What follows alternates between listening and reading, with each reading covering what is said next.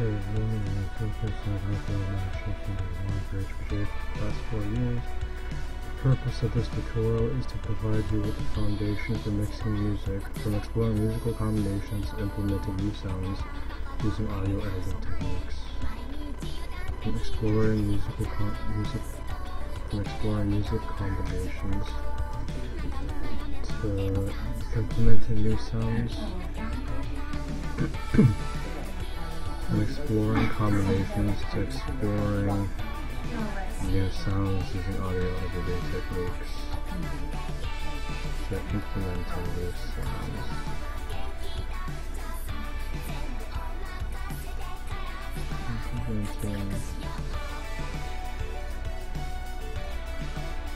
From exploring music combinations to implementing audio editing techniques.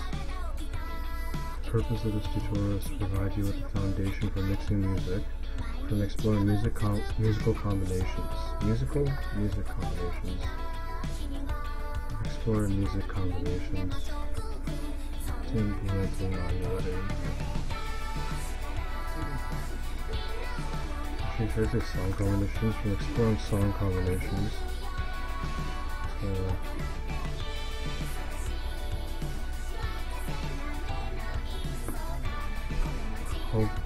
the purpose of this tutorial is to provide you with a foundation for mixing music, from exploring song combinations to implementing audio editing techniques. Good. Hopefully this video will provide newcomers with the tools and confidence to start mixing, and seasoned mashup artists a different perspective on their craft. Since this is a lengthy video, feel free to check out the description for timestamps and topics. That's fine. This tutorial will be divided into 2 parts. The technical side, for those that want to start mixing or who are curious how mashups. The technical side, for those who want to start mixing, are curious how mashups are made. This tutorial will be divided into 2 parts. The technical side, for those,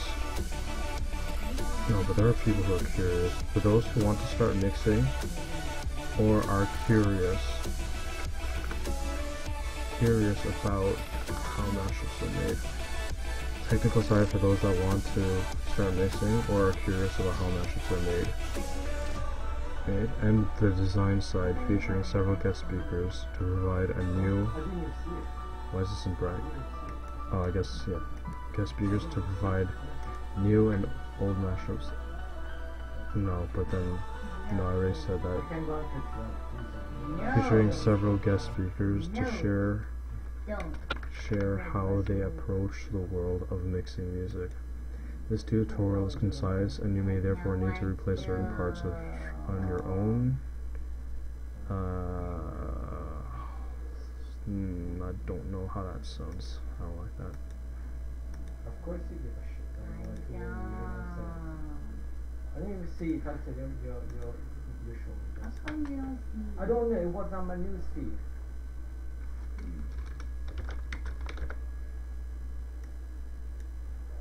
So the one last week.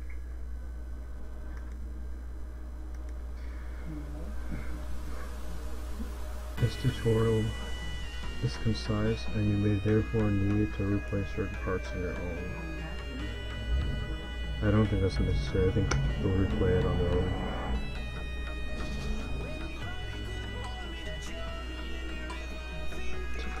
Guest speakers to share how they approach the world of mixing music. Firstly, what is a mashup? The dictionary defines it as a recording that combines vocals and instrumental tracks from 2 or more recordings, or in a more general term, a mix of content from multiple sources. But then what if it's the same artist? Is that still a mashup? A mixing of content from multiple sources. This is what the song is considered a source. Mashups can be elegant and simplicity, while others can be extremely complex. Some mashups can be sample heavy, others can extend outside of genre of music, and others can even peek into the realm of remixes and production. Are necessary. I'm actually sample having other people know this. Mashups can be elegant things and voices, although it's pretty extraordinary complex. Some mashups can be sample heavy, others can extend outside the genre of music, and others can peek into the realm of remixes and production. I don't think that fits there. I think we can make this more concise.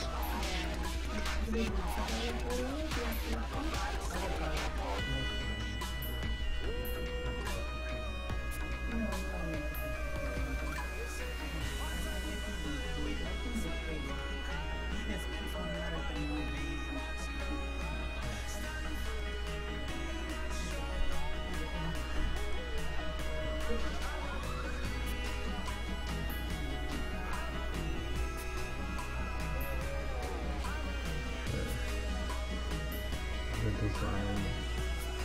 There's technical side and the design side.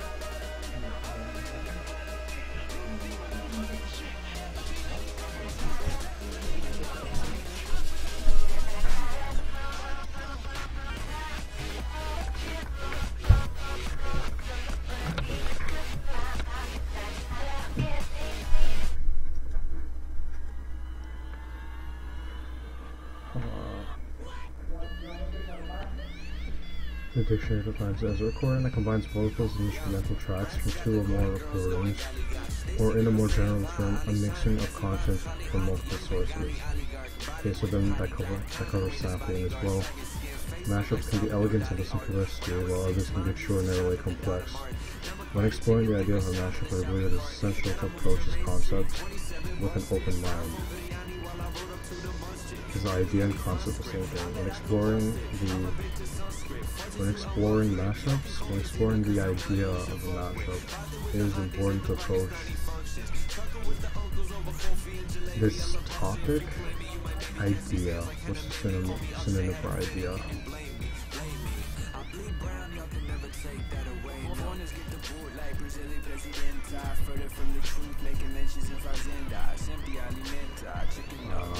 Synonym for idea.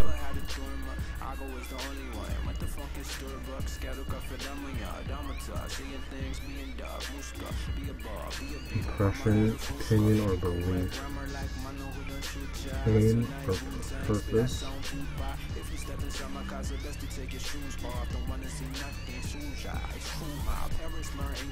Concept.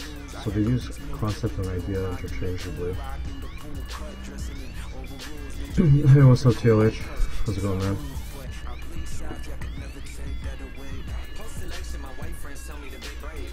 What are you up to, TLH? What are you up to tonight?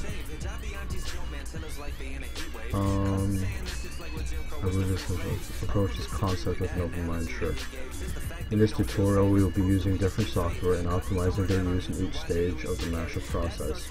Briefly, Virtual DJ will be used for exploring combinations, Studio will be used for extracting acapellas, and FL Studio will be our primary digital audio workspace, or DAW, for putting together the final product.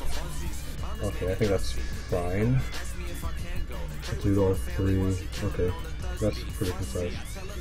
Before we can start playing with combinations, we must first build TLH. This is a script for I'm making this mashup tutorial, and it's gonna be like everything. Like this is gonna be the mashup tutorial to end all tutorials. It's going to cover literally everything, every technique that's been used in mashups, every, like, you know, how to use software, where to get your stems, acapellas, music theory, and I'm getting a bunch of people to share their kind of opinions on how they mix music. So that's what this tutorial is, because really there isn't a lot of good mashup tutorials out there, or the ones that exist out there are either not very concise or it doesn't cover everything. So I want this tutorial to kind of be there so that if anyone asks me any questions, I can literally direct them to this one tutorial. In a way, all of the shitty ass tutorials I've been making up to this point has been building for an upload like this. And all of the Westcast networking with larger mashup artists, it's all come to this. So I'm just working on the script, and hopefully it'll be good. This upload's probably going to get released in 2019. I've been working on it little by little. Please input jokes in there, because it'd be boring as fuck if you don't. Here's the thing, like, I find that there are certain tutorials that'll like do more of the joking stuff, and like, yeah, it works for like interest, but I think that if someone wants to learn like just straight up the core fundamentals of tutorials, I'm not gonna try to like put my hand in the humor pot. I actually don't know where I could actually put humor in this. Unless I do like an aces to aces thing. I don't know, I might integrate some sort of entertainment so it's not completely dry. Okay, before we can start playing with combinations, we must first build a library of resources. Build a collection of songs you like, find different components of songs including acapellas, instrumentals, or stems. I think these sentences can be merged. We must first build a library of resources. By finding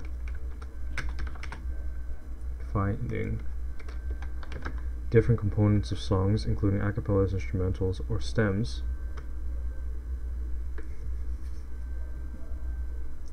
First builds by finding different components of songs, including acapellas.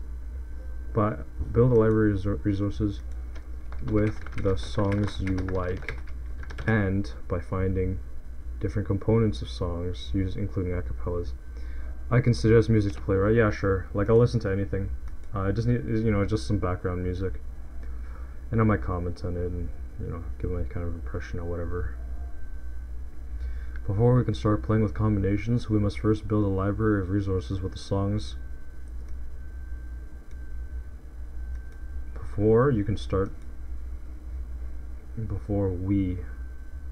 Who am I directing this to? Is it you and me, or is this to the viewer? We will be using, I've been using we this whole time. Becky Green, Autumn Colors. Oh yeah, this is like the person you keep like recommending. I listened to some of their music, I think. Becky Green? Oh no, I haven't. Autumn Colors.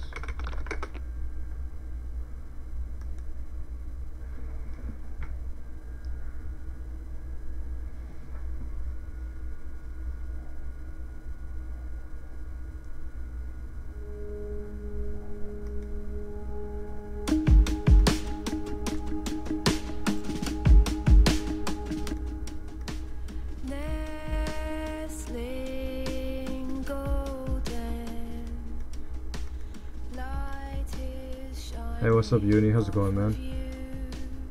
What's new with you?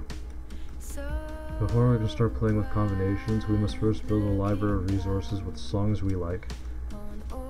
With songs you like, and by finding different components of songs, including acapellas, instrumentals, or stems. The next level of mashup streams, yeah, literally script writing. I gotta stay motivated. Like, each day I've been chipping away at the script little by little. I kind of just want to have like a session where I'm kind of like focused in. And just lots of walk. Yeah, I feel you, man. What, is it like a job, or is it like school or stuff? At the time of this recording, okay, we must first build a library of resources with songs you like, and by finding different Before we can start playing with combinations, first build this library of resources with songs you like, and by finding different components of songs, including acapellas, instrumentals, or stems. Okay. Actually, everyone knows what an instrumental is. It's literally just acapellas, the vocals, instrumentals, or stems, which are the individual components of a song. So if you feel like streaming will help you stay focused, it wouldn't necessarily keep me focused. It'll keep me on the document. So I'll just keep like, at least with people here, it's kind of like, I'm kind of like vibing out. Also, this Becky Green song is really, really nice. It's very chill. I think whatever it's going for it really well. I'm gonna hit like. This is a good track. This is actually like good study music as well. Yeah, it's kind of like, you know, group study sessions in school. I don't know, I find that those are pretty useful, so I'm kind of treating it like this. Before we can start playing with combinations, first build a library of resources with songs you like, and by finding different components of songs, including acapellas, which are the vocals, instrumentals, or stems, which are individual components of the song. That's I don't think I need a cetera. Oh, no one's gonna start sample first. Actually, they might. Should I talk about samples here? Don't burn yourself out. Little by little. Like, this upload is gonna come out in 2019. Like, there's no way I can finish this any earlier. Because I need to make the script like perfect.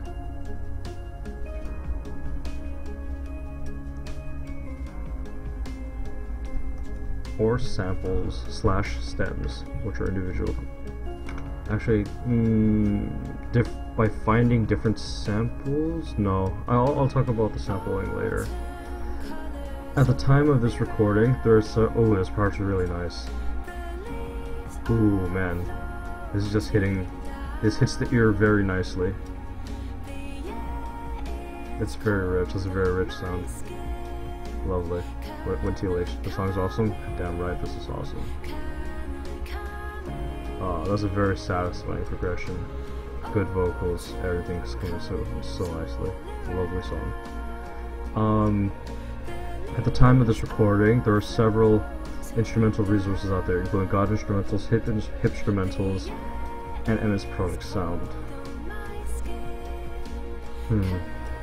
Are there any other instrumental sites out there? For acapellas, there's Vocler.it, MS Project Sound, and MS Project Sound. However, wait, actually, is acapella... Actually, I don't want to send anyone to acapella for you, or acapella.net.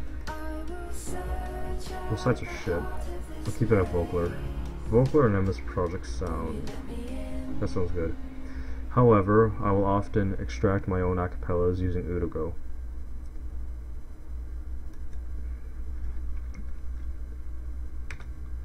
Which I will show you shortly. Okay, for song stems, I recommend remixpacks.ru. For video game music, I recommend Kinsider. And for Japanese soundtracks, I recommend Anime the Hylia, Hikari no OST, Nyadayashi, and Nippon Sei. Where do people get video game music? There's Kinsider, but where do... Okay, this part I need to talk with some people. Actually, what am I doing? I should just talk with Jem, because Jem, he knows where to get all the video game music.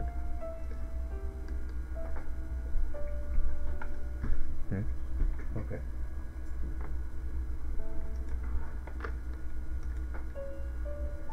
I'm gonna message Jem right now. Hey Jem, where do you get video game music?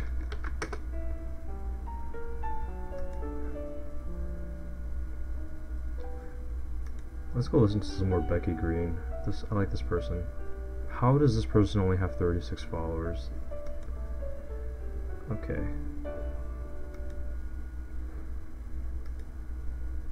You can tell them to find resources on Reddit if they can't find... Oh, true. Reddit. Giva Gunner. Actually, wait. Song... Okay, TLH for Reddit. Is that for like video... Can you get like video game music from Reddit? I'm actually not sure. Reddit video game music. The best video game music subreddit. How active is this page? These looks like covers, remakes, cover, remix, OST. Yeah, TLH. What do you recommend using Reddit for? Like, I know Reddit actually has song stems. I've never used song stems from Reddit though. r/song stems. Let's see. Stems. But every time I go to like r/song stems, it's only requests and nothing actually gets like fulfilled. Okay, that's an instrumental, but that was also an MS Project sound. Yeah, these are all like requests. Reddit's a good suggestion. I'll keep it on the plate. I may or may not use that in the script. That's because I don't really use it. I will be showing you how to extract your acapellas. Okay, no, I will show you shortly. I'm just going to jump right into it. To extract your own acapellas using Udago 3.0, actually, Udago 3, should I say 3.0 here? Okay, no, I'm going to say 3.0 here. To extract your own acapellas using Udago 3.0, which can be found in the download. To extract your... okay, I used song stems Reddit when it was still up. It got taken down, so the new song stems is still fresh, so there isn't much. Okay, I won't recommend it for now. I'll keep an eye on it though.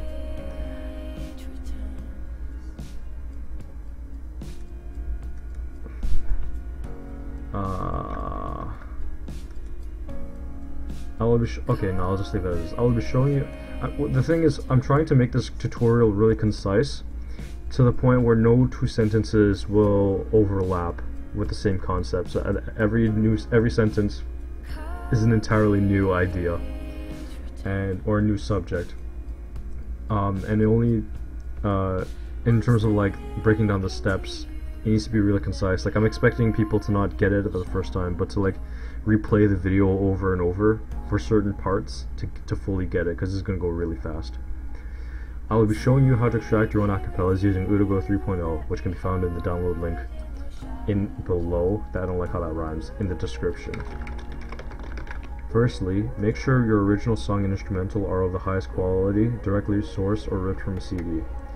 Directly sourced, comma, or ripped from a CD. Udago will only work with WAV files, which means that the audio must be converted from MP3. You might want to ask an English expert for that. An English expert. For which part are you talking about? Like, the grammar I think is fine. I just want to like reduce the amount of words. Even like, let's say if I save like a few words for every X amount of sentences, and I could shave off a minute on the entire video, like, I'll do that. I'll be showing you how to extract your own acapellas using Udago 3.0, which can be found in the download link in the description.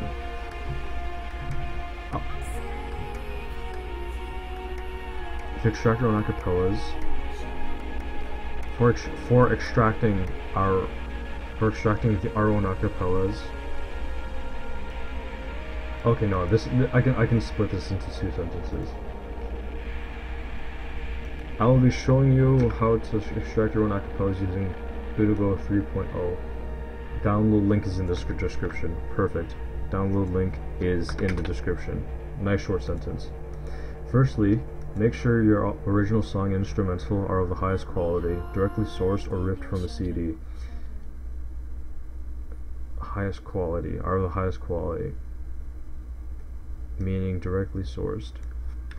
Meaning directly sourced or ripped from a CD. When I say directly sourced, what will the audience interpret that as? As in, like, you download it from like a high quality, well, I mean, are the highest quality, which could mean directly sourced, which could mean wait. Firstly, make sure your original song and instrumental are of the highest quality, which could mean are of the highest quality, which could mean directly. No, that doesn't make grammatical sense. Are of the highest quality, directly sourced or ripped from a CD. I think that's fine.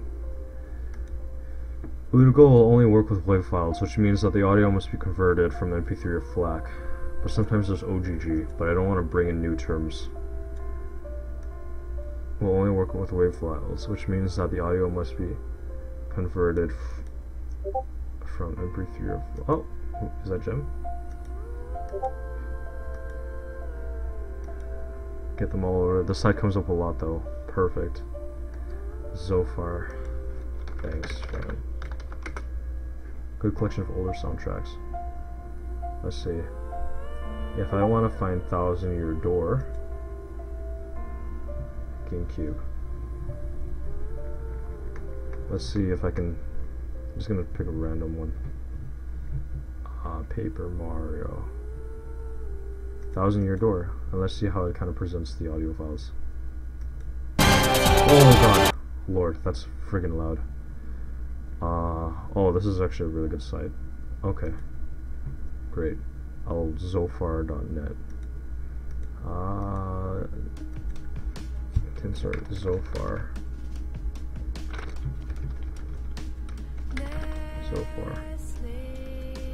And for Japanese soundtracks. Perfect. Yeah, my bad. I had no idea it would be that fucking loud. Never heard of that site. Yeah. Yeah, because usually I use KH Insider. Yeah. I thought it was your Discord, this jokes. Directly sourced. Okay. Firstly, make sure you're... You know, if it wasn't for Siva Gunner, I would have said just make sure it's a high quality rip. But then I can't say that because that's gonna be a fucking meme. Firstly, make sure your original song and instrumental, your original song, make sure yours, no, it's not yours, we don't own it. Make sure the original song and instrumental are of the highest quality, directly sourced or ripped from a CD. I think that's fine. Does it really need 3 subjects though? That's bad advice. Make sure the original song and instrumental are of the highest quality, directly sourced or ripped from a CD. Urugo will only work with WAV files, which means that the audio must be converted from there are a few ways to actually rip it from the game, but I find it easier if someone who has already uploaded the list. Yeah, I feel you. I mean, like, Google will find... You know what cheeses me? Whenever I want to get, like, a soundtrack of a game that just came out, they'll have the 15-minute version of it, or the 1-hour version, and they won't have, like, a single loop of it. So, man, it's just a pain in the ass to kind of, like... Because then you have to download that huge audio file and all that stuff. Which means the audio file must be converted. Which means that the audio file which means that the audio file may be converted, which means that it can be. Udigo will only work with WAV files, which means that the audio file should be converted, might need to be converted from MP3. No, but then that's like, oh, it might work with MP3? They could convert a YouTube audio to audio and use that instead. Yeah, I mean, like, whenever I do something like really lazily, that's when I'll do that. But for main channel uploads, I'll only get it from direct source. Quality might not be up to par for some. Some people sneer at MP3. You know what? Take those people, put them in a room, and then give them 2 MP3 files and say which one's the WAV file and which one's the MP3, and you take one of the MP3 files and increase the gain by 0.1 decibels, and then they'll be like, yes, that one is the WAV file. Like who's gonna know? Who's gonna know, right? Like, yeah, work in waves, but honestly, no one's gonna. You know, even if you like really scrutinize and you know one is WAV and one is MP3, it's still so hard to tell the difference. Yeah, like no one can tell the difference. Like, no one. Unless you're like a friggin', you have godly ears and stuff. My hearing's not that good, so maybe I'm actually missing a chunk of it. Udigo will only work with WAV files, which means that the audio might need to be converted from MP3. Wait, what did I have before? Which means that the audio must be converted from MP3 or okay, sure. I prefer to use Audacity for conversion. I prefer to use Audacity for I prefer to use Audacity for this conversion. Must be converted from okay, yeah, that's fine. I prefer to use Audacity for conversion. Drag and drop each individual song. Go to File. Okay, so I'm dragging the song. Drag and drop each individual song. Just whip out Audacity and record the audio into a wave. That's such a ghetto way to get OSTs. I mean, yeah, you're right. You can totally do that. I don't even know the difference. Drag and drop each individual song. Drag and drop the song. Drag the song into the workspace. Go to File, hit Export, and render as 16-bit wave. Let me just confirm if it's 16-bit wave. Pretty sure it's 16-bit wave. This person's music is amazing. How are they only, like, no one knows? You know what? I'm following you. Like, this is really good music. Or you, like, import the soundtrack from Japan, but those come out so much later. Yeah. Okay. I need to drop a random audio file here, and then see what the export option is.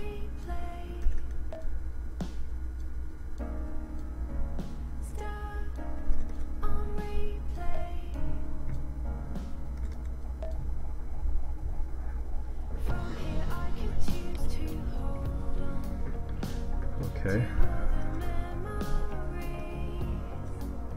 Let's see what the export feature is. Boost is texting me. Oh. Okay. Export 16-bit wave, right?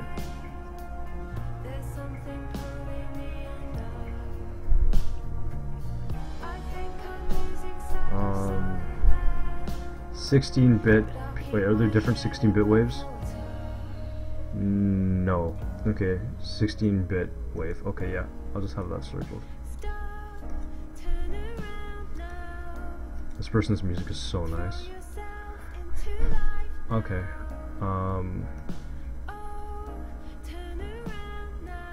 No, this later. Okay. Drag and drop. Okay, 16-bit wave. If you are converting the second file directly after, remove the first by clicking the X on the channel's top left corner. The tracks, not channel. The track's top left corner. Remove the first by clicking the X on the top left corner and dropping your next one in. No, they don't need that. If you're converting, remove the first by clicking. Okay, yeah, then it'll be back to the default, and then they'll know, like, okay, now I can work with this. Now open Udigo and put the original song in the first bar and the instrumental in the second.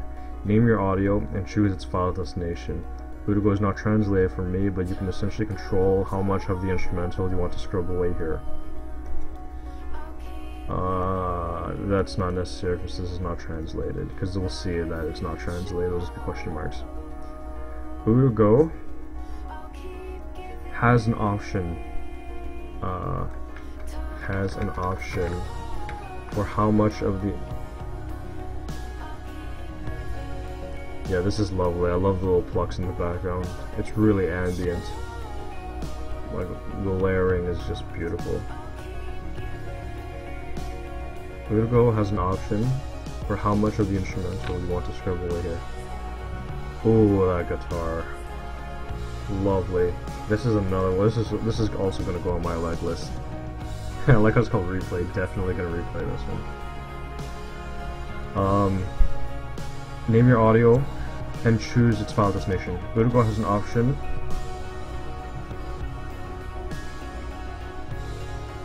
Okay.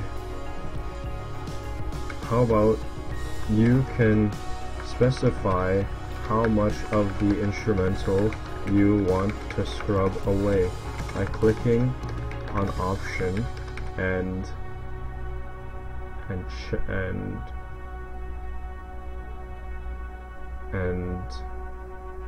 adjusting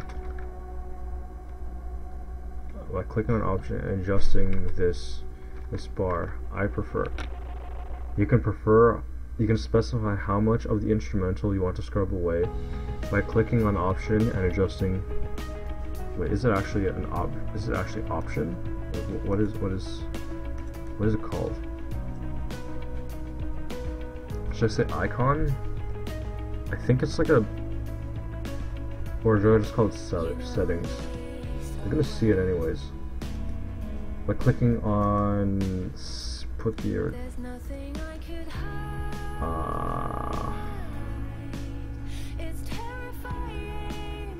You can specify you want to scrub away by clicking on settings and adjusting. Yeah, that's like a settings.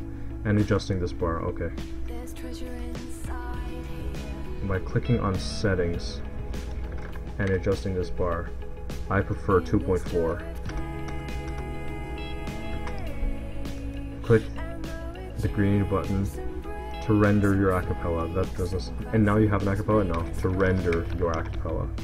No, it's not yours. You don't own it. To render the acapella.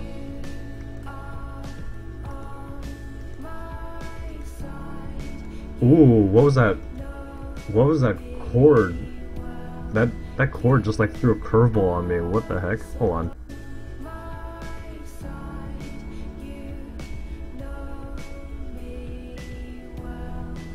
Wait, there's a really cool chord there.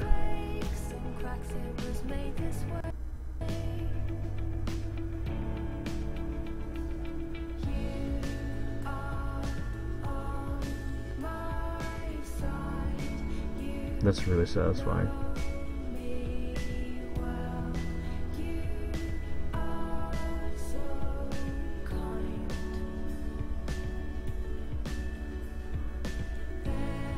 Oh, I thought that was some weird like some really exciting like pivot chord or something.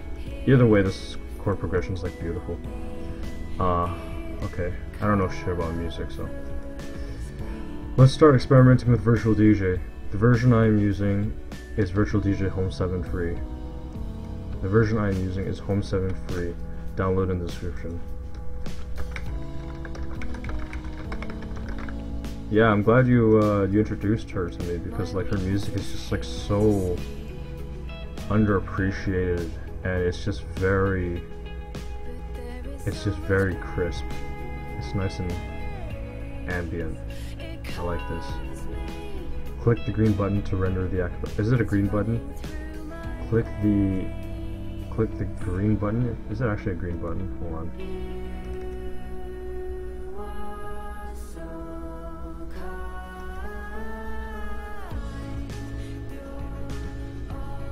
The music icon. I'll call it the music icon. Click on settings. Click on the music icon.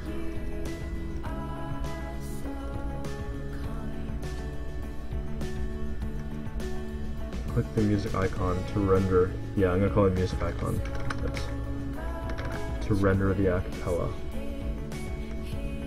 Let's start experimenting with Virtual DJ. The version I am using is Home 7 Free. Download in the description. Virtual DJ excels at testing out combinations, finding the BPM of a song, and organizing your audio. BPM stands for beats per minute and will let you know beats per minute, essentially the speed or tempo of a song. Essentially, the speed or tempo. Can these be used interchangeably? What's the difference between speed and tempo? Difference between speed and tempo.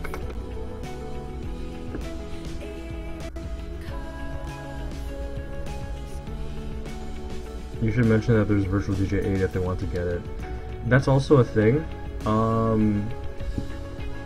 I mean, yeah, but I've used Virtual DJ 8 for quite a bit, and I'm not fully a fan of how everything is kind of, I don't know, there's some features that are just like hidden in Virtual DJ 8 that Virtual DJ 7 has like right in the open. Pace describes the rate of change and like speed. The tempo is measured in beats per minute. The specific rates are given there in the description. It means BPM between and like its speed can also describe a change in distance.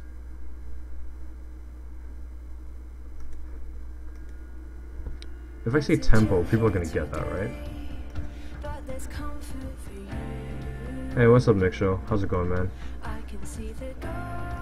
Yo, Nick, I actually watched your FL Studio tutorial 3 times. Because really there aren't a lot of mashup tutorials out there. So I'm like very careful as to how you explain things, and I like analyze the crap out of it. So thanks for uploading that. That's a good precedent for me to put together this tutorial. You have custom buttons that you can set them to do stuff that are hidden. Yeah. Okay, they'll get tempo? Okay, great.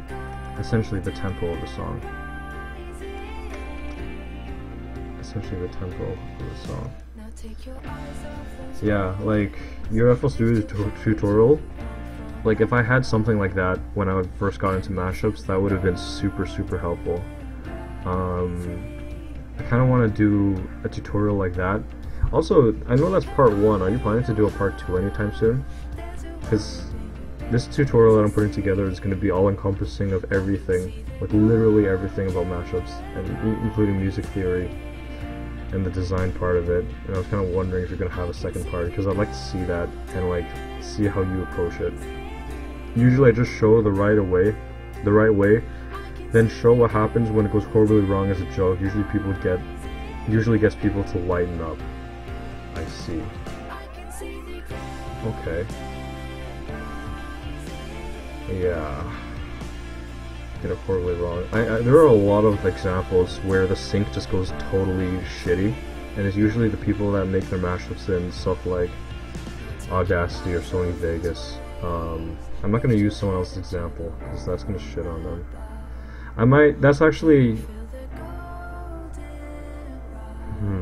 Should I show what it sounds like when it's wrong, or show that it sounds like when it's right only?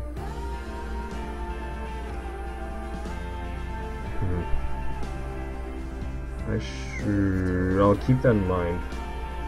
I might actually do that. Show incorrect.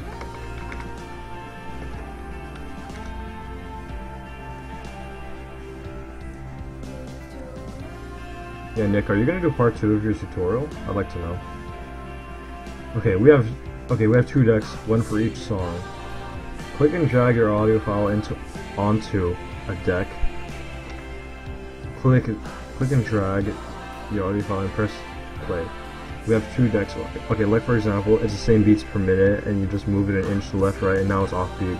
I do explain that later in the tutorial about the offbeat part of it. The thing is that some people just don't have the ear to make sure that an acapella is on beat. Like, they can get the sync right, but then they just completely fail at getting the beat right, like starting the acapella on the right count. I don't know, I've never had a problem. I mean, like, some of my old uploads had that problem, and that was from me not knowing, but there are some people who genuinely cannot count beats, and I'm gonna try to show that in this tutorial. We have 2 decks, 1 for each song. Click and drag. 2 decks, 1 for each song. Click and drag. Okay, I think this part's important. Click and drag your audio file onto a deck and press play. In the middle is the crossfader, which will control the output of each deck. At this point, I could show. Okay, good way to train for beats is just to play Osu, or one of those Elite Beat Asian games. Yeah, like that helps. Or just sitting down and counting 1, 2, 3, 4. Like, it's... I don't know how some people have such difficulty with it. I guess they just don't have the ear for it or something. Like, you know, for example, if you're making mashups for like over 2 years now, and then you still get things off beat and off sync, like I cannot help you. Click and drag your audio file onto a deck and press play. In the middle is the crossfader, which will control the output of each deck. Control the output intensity. The output crypt of the Necrodancer is literally all beat. Is that a game? Which will control the output of each. Which will control the audio output. the output, yeah, they won't know what kind of output. Audio output. When was the last time you used audio? Click and drag your audio file onto a deck and press in the middle is a crosshair which will control the volume output. Volume, no, because then we have the volume bar. There are songs that have weird time signatures you should mention. I do mention 3/4 and 5/4. I do mention that, TLH. Thanks for bringing that up. I won't go as to show an example of a 3/4 mashup, because to this date I do not think that there is a single good 3/4 mashup that exists right now. I'll just mention it, and I'll show how to do that in the project file, like how to set your project file to 3/4. But yeah, with virtual DJ, okay, ensure that the beats per minute of your songs are correct. Rectangles represent the first count, while the squares represents counts 2, 3, and 4. This idea of counting to the tempo of a song will come in handy. Counting to the tempo will come in handy later on when putting together the mashup. We already know this together. Okay, will come in handy. I'm just gonna say very, very useful. No. Okay, hold on. Rectangles represent the first count, while squares represent counts 2, 3, and 4. This idea of counted tempo will come in handy later. No, like right now. 2, 3, and 4. Okay, no, actually I should say how there's like a little bar that I can move. 2, 3, and 4. Slide the bar to let the counts line up with their respective beat.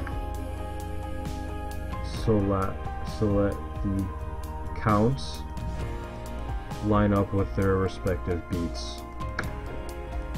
Some of Snail House songs are 3/4 if you want to get an example. I know quite a bit of songs in 3/4, and I mean, yeah, I could show that as an example.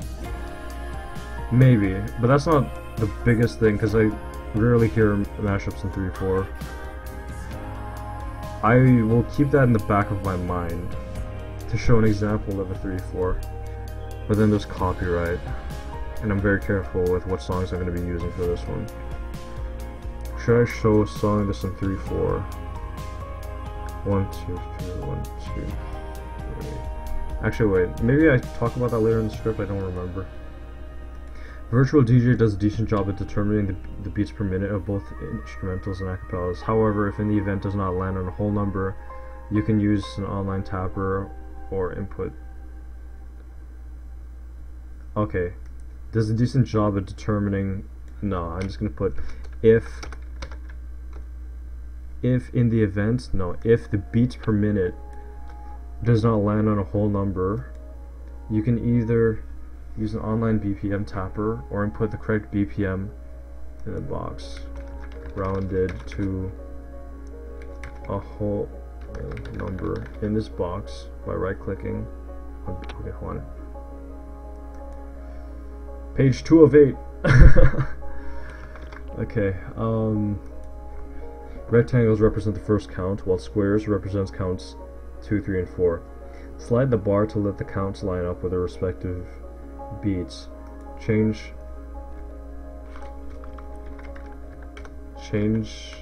the BPM value if the BPM does not land on a whole number. You can either use an online BPM tapper or input the correct or round 0.98 to 0.02 to 0.00 in this box. Okay, will people understand this? Change the BPM value if the BPM does not land on a whole number. You can either use an online BPM tapper or round 0.98 to 0.02 to, okay, no, that doesn't make sense, or round Most of the time when I put it at 120 BPM, so yeah, so they'll think it's like 127.999. So like we want to round it to a whole number. Or round to a whole number. Represent visually as a spike. Do I need to say the spike part? Or round to a whole number. I click. Okay, wait. Slide the bar to let the counts line up with the respective beats. Change the BPM value if the BPM does not line a whole number. You can either use a BPM tapper or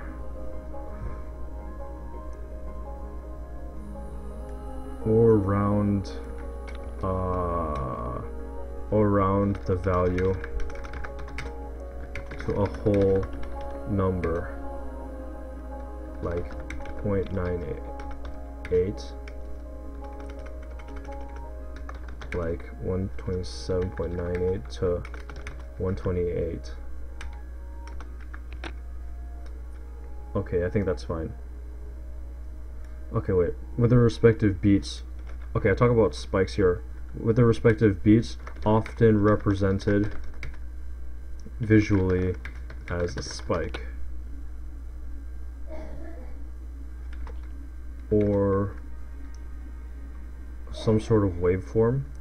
To line up with respective, often represented visually as a spike. But what happens if the first count doesn't have a beat? Or a waveform? No, waveform is too generic. Often okay, I'm gonna I'll say often, so that covers my ass. Okay. Virtual DJ will remember your modifications. Ensure the lock feature is on for easy syncing when you hit play. Okay, so that actually I'm not gonna show an incorrect mashup because people will know if it's off sync. So that's entirety of virtual DJ and exploring combinations in 192 words. That's pretty good. This is about less than a minute. You can also pitch. Oh no, there's more. Why do you always stream when I'm at work, you weeb? What's up, Calby? Yeah, my bad. Wait, you're working this late at night? I actually don't know what time zone you're in. I'll be on until I proofread this whole thing once. You can also pitch shift your audio using the knob to hear what your potential mashup will sound like in key. But that doesn't imply that it's going to be in key all the time. You don't have to show an off sync one. Pretty easy to let it slide off sync. To slide it off sync. Anyways, yeah, true. Like when they first started off, they're gonna just like know that it's off sync. You can also shift your audio using this knob to hear pitch shift using this knob if it doesn't sound correct. If the mashup doesn't sound correct. Some people are naturally good at noticing when something sounds off, while others have a little more difficulty. The more you play with music, the better your ears will be at detecting what sounds correct or at detecting what sounds in key. What sounds in key. To assist in combinations, click on this tab and enable sort by key. Virtual DJ will get the keys of the songs right most of the time, but not always. As such, music theory will be explained in a later part of the tutorial. Good. Okay. Fundamental techniques. Okay. By the way, if you guys want to see how much more there is to this tutorial, here's the entire script right now. I intend on increasing the music theory portion by at least 30%, and the music theory portion takes at least like 8 minutes to explain. Fundamental techniques. Once we've found our combination, let's put together a mashup in FL Studio 12. Actually, if everyone's going to move to 20, I should be using 20, but I don't know how to get 20 yet. Unless Gem's link can actually update to 20. I'll have to ask him about that. Actually, do I even need to use 20? The only thing that's like the time signature thing and some convenience things. Let's put together our mashup in FL Studio 12. It's also applicable. This will also be applicable for FL Studio 20. and several earlier versions. Cover my ass that way. For the purposes of this tutorial, I'm currently using a vanilla version with no external plugins, VSTs, or sound packs. Do I teach people how to put... Okay, probably shouldn't be talking about it on stream, but there's a regedit file out there that simply flips the FL Studio trial off. So it functions like a full version. I have the torrent for that, and I'm gonna see if that works first. Because here's the thing, I use FL Studio 10, right? And there's some, like, when people look at the tutorials, like, well, I have FL Studio 12, this is not going to be applicable to me, so I need to use like a layout that people will kind of look at and be like, oh yeah, this looks familiar. Because there's some differences between 10 and 12. This will be applicable for FL Studio 12 and several earlier versions. For the purposes of this tutorial, I'm currently using... Should I use a vanilla? I want to talk about like plugins and Melodyne. I am currently using... No, screw it. I'm gonna get this stuff earlier. Gonna turn the volume a tiny bit on this one.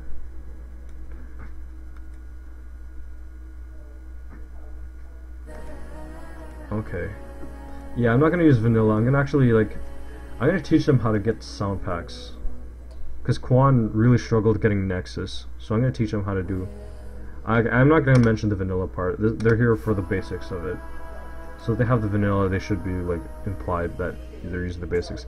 I'd leave the extras like plugins for as advanced tutorials for later. Yeah, definitely. I have advanced techniques later in this video, so. The workspace may appear intimidating at first, so let's break it down into easy steps. Is this necessary? I mean, yeah, it does seem intimidating. Or maybe people will look at it and be like, oh, it's not that intimidating. Maybe I should just don't even say that. First, let's set up our workspace. Okay, yeah. Click on the top left and disable zero cross and stretch. Now open up the mixer and go to the master track. Click on the drop down menu or open up the mixer, go to the master track, click, comma. Click on the drop down menu where Fruity Limiter is, replace is, comma, replace, and none. People are gonna be like, oh man, why are you taking off Fruity Limiter? Yeah, I bet someone's gonna call me out on this. But I mean, Fruity Limiter just makes everything so same level-ish. Or maybe it's like, oh, you're not using Fruity Limiter right. I mean, like, it'll help with the peaks, but if you master everything, the peaking, like, there won't be any clipping at all. And you can still get those, like, dynamics. Yeah, screw it, yeah. So forget Fruity Limiter. Let's just take it off. Now look at your grid snapped options and set it to half step. I will provide reasons for later, but for now, let's go back to the main workspace. Will you explain mastering later on? I do explain mastering. I explain clipping, I explain levels and all that. I do explain all that. You can drag and drop your audio files in here. Not in here. You can drag and drop your audio files here. And this is the play bar displaying the section of the song you are listening to. Displaying the... This is the play bar. And ticker. Displaying the part of the song,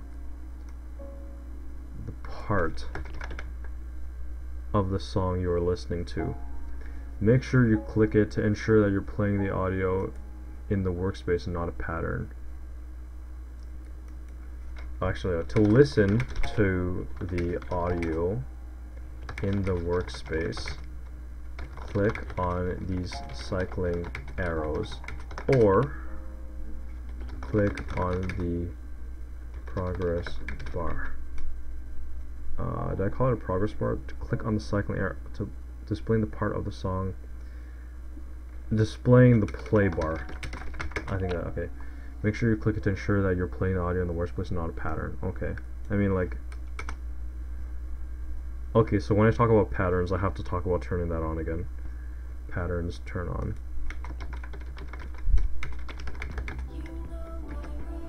Patterns only, turn on. little note for myself.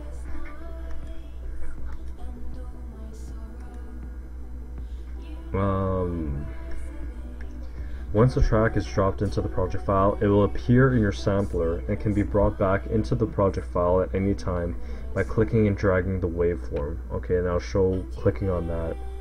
For your tools, you can move the audio files around using the pencil tool. The pencil tool can also paste down. Actually, it's not the pencil tool, it's the draw tool. The draw tool. I'll make sure all these terminology is correct. The draw tool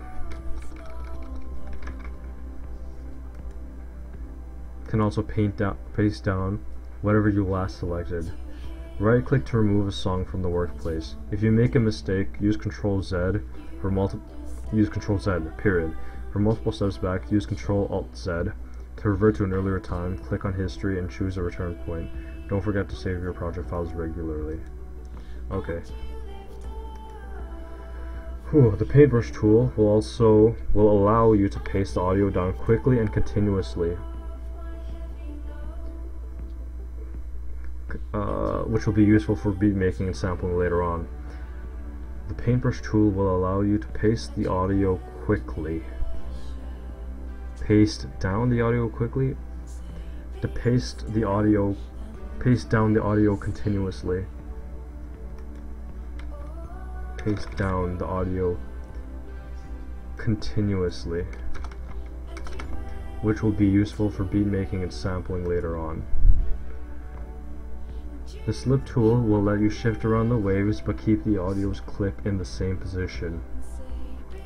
Use the slice tool to allow The slice tool will allow you to cut your audio and move each segment independently.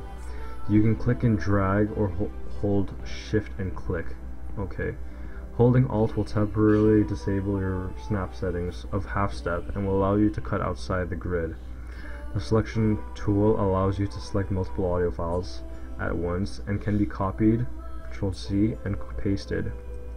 Using this, okay, Ayo, can you play this playlist of mashups I've compiled? Sure, I'm down. Using this tool, you can also listen to certain parts of the song on loop by selecting a region of the play bar.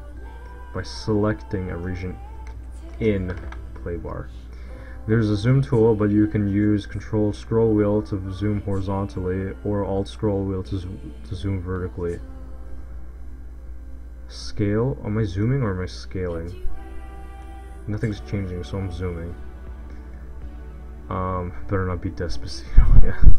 This might not be a lot of information to take in, but it will seem easier once we put together the mashup. Okay, I should also mention that the draw tool can also shorten clips. Where's the draw? Where did I talk about the draw tool? The slip tool, the draw tool. By clicking and dragging the waveform. For the tools, the draw tool can paste down. If you make a mistake, okay, no. Correct click on the song, the last selected. You can also shorten or shorten audio clips. Okay, and I'll show a little graphic for that. Yeah, Nick, if you send me, oh, I don't even have Discord open. Okay, so I'll play that. Okay, gotta make sure that the audio isn't too loud. Gonna drop it a bit. I don't need virtual DJ.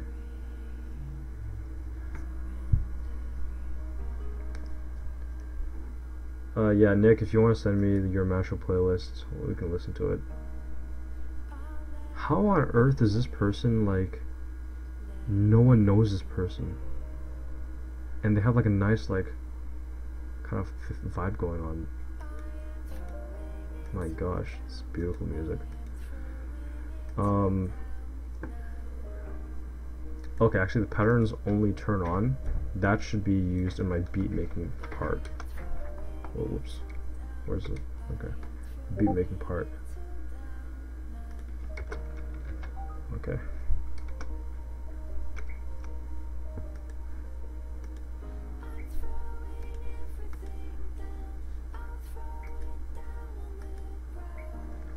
Okay, listen to some of Nick's stuff. Oh, Nick with the new artwork. Nice. Simple but great. That's fine. I'm fine with simple mashups. Okay. Actually, I don't know how loud I should make this. 50%. Space Jam.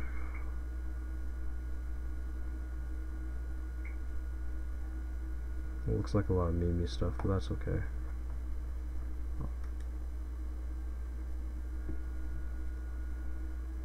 Everybody get up, it's time to slam now. We got the real jam going down. Welcome Okay, to the Space is the audio too Jam. loud? Here's Actually, your I think it chance might to be. your dance at the Space Jam.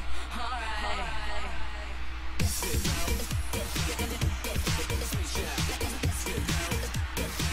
Okay.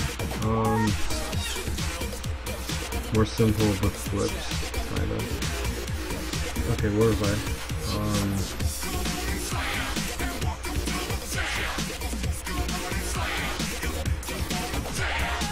It's a bit loud. Okay.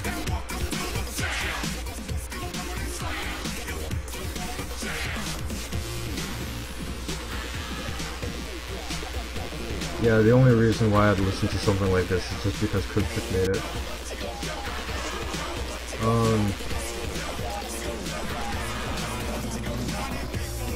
Paper's tool will allow you to, okay, so at least that's Space Jam on VHS, real nice. Is the audio still too loud? I don't actually know. Let's put together an example. I'm clicking and dragging my audio files into the workspace. Okay. Now we need to determine the BPM of our entire mashup. Once you specify the BPM of your audio tracks, they will stretch to the project file's BPM up here. Okay. The project file's BPM can be changed by clicking and dragging up or down. Once you specify. Okay, now we need to determine the. Okay.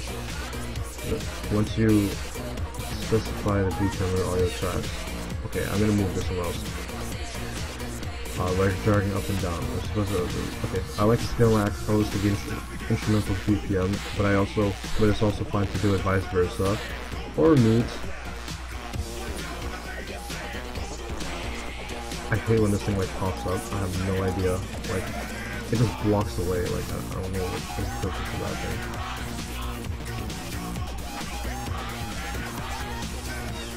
I don't know. I like to scale my acapellas to the instrumental's BPM, but it's also fine to do it vice versa, or read the BPM somewhere in the middle. To specify the BPM of an audio file, actually, how loud is this?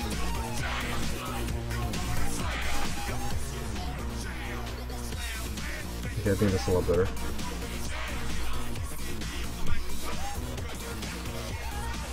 Okay.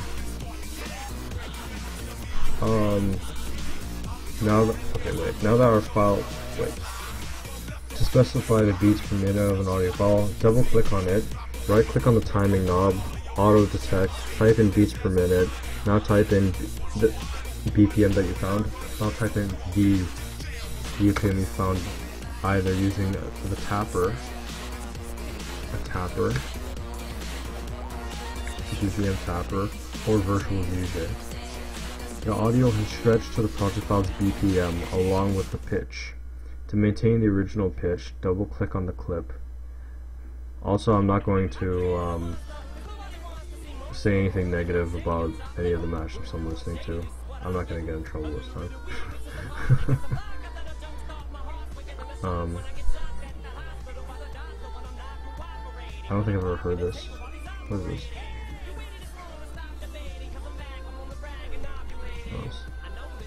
Cool. I've never heard of Macross 8299 mashup before.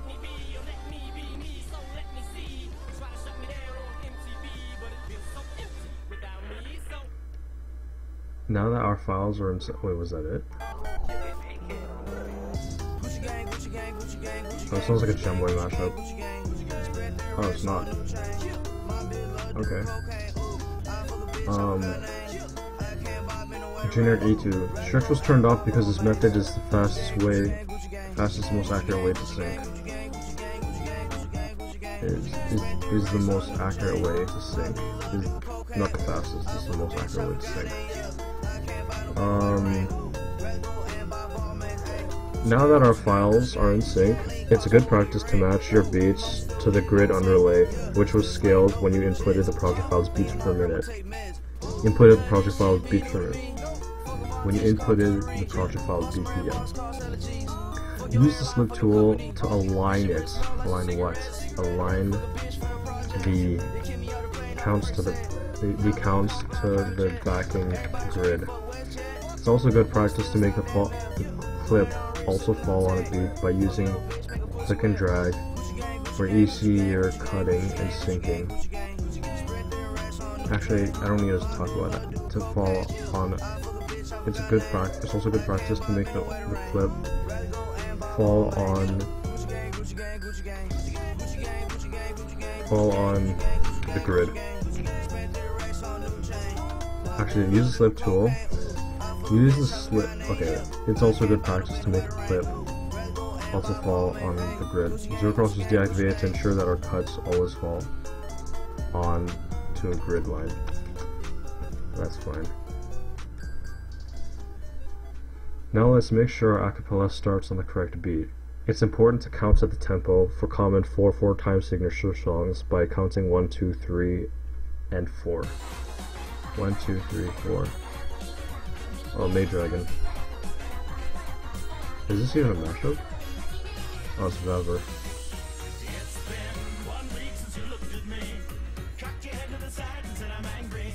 Okay. I mean, this is key. So see which words fall onto. See which words fall onto which number and match it accordingly. I do not recommend offsetting the acapella's count relative to the instrumental's count, unless you have a good reason. Structure your mashup so that each song's respective verses and choruses align. Verses, choruses, and bridges. Actually, no, not all the time the instrumental will have a bridge. Actually, I think the verses and the chorus is most important. Respective verses and choruses align with each other. If you intend on breaking the structure, make sure you understand the fundamentals correctly. Understand the fundamentals first. And then modify it at your will, but only within good reason.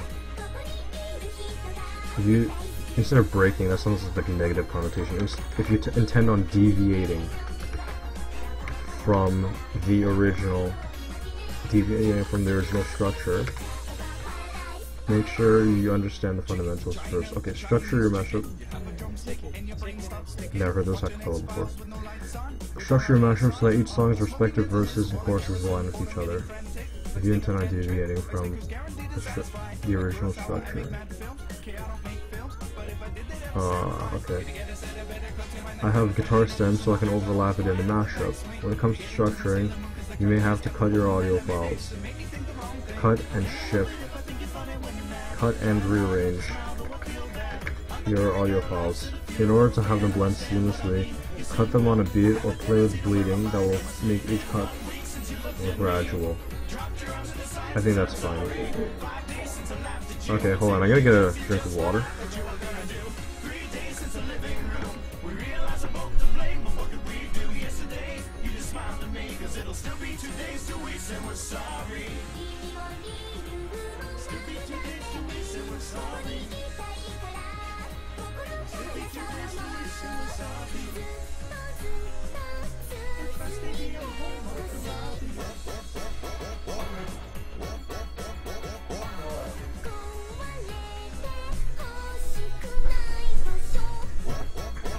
Okay, we back.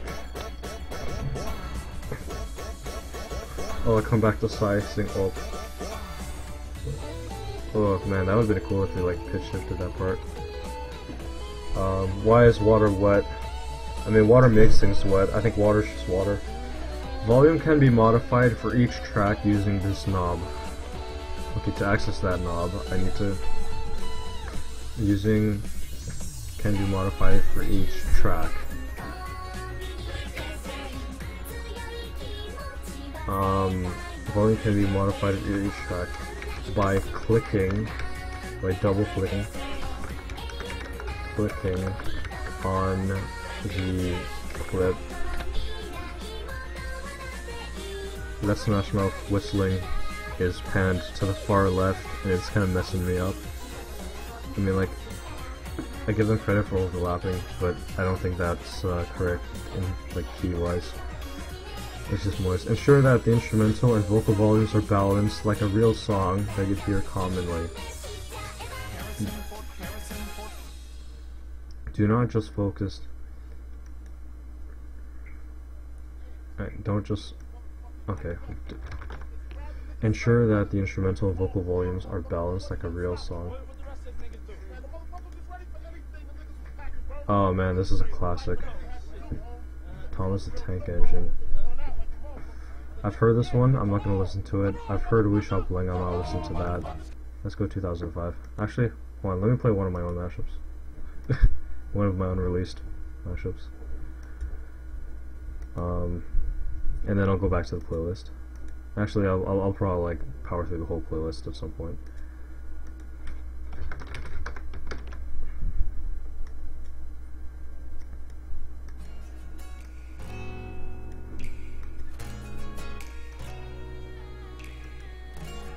Okay, volume can be modified for each track by double-clicking on the clip,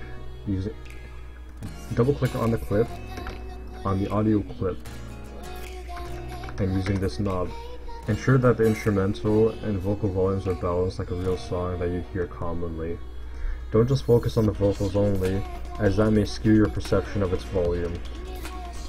It is also important to make sure that your volume does not exceed the red and start clipping, which sounds like static.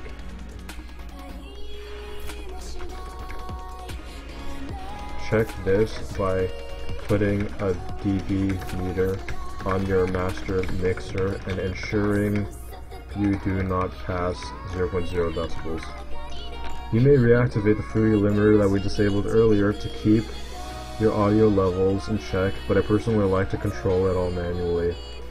You can modify the volume as the track progresses by creating an automation. Okay, wait, I talk about automation clip here. I talk about clipping here. Don't just focus on the vocals only, as that may skew your perception of its volume. Instead, what's the acapella for this mashup? This is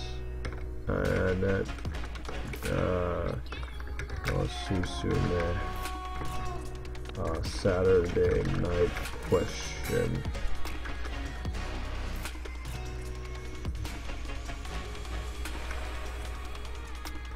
This mashup's kind of weird because, like, hey, what's up, Sketch? Working on a script right now. Yeah, this mashup's kind of neat because I do like some like weird vocal thing. Like check this out. Like I do the backing vocals here. Melodyne's amazing, and then I did this. Yeah, shit like that. Okay, you can modify the volume as the track progresses by creating an automation clip. Open the audio's info box and right-click on volume. Then create automation clip. Sounds nice, thanks. This is an exclusive for Control's Mega Mix. Keep in mind that you can automate anything with a knob or a level. Is that thing called a level or is it called a mixer? Anything with a knob or mixer? What's that bar thing that you like go up and down on? Keep in mind that you can automate anything with a knob or a level. An automation clip has been created showing you the volume, the percent of which is displayed on the top left corner. To automate the volume, create a control point by right-clicking anywhere on the clip. You can hold Shift to lock it horizontally or Control to lock it vertically. You can also copy values and paste them elsewhere using the option when right-clicking on a control point. Whenever you create a control point, you can automate it in a certain way by left or right-clicking on the interstitial point. Interstitial or intermediate. Interstitial definition. Occupying interstices. Okay, okay, no, it'd probably be intermediate point. That sounds more correct.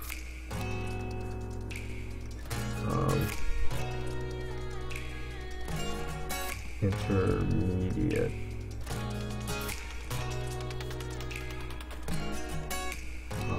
Where is it?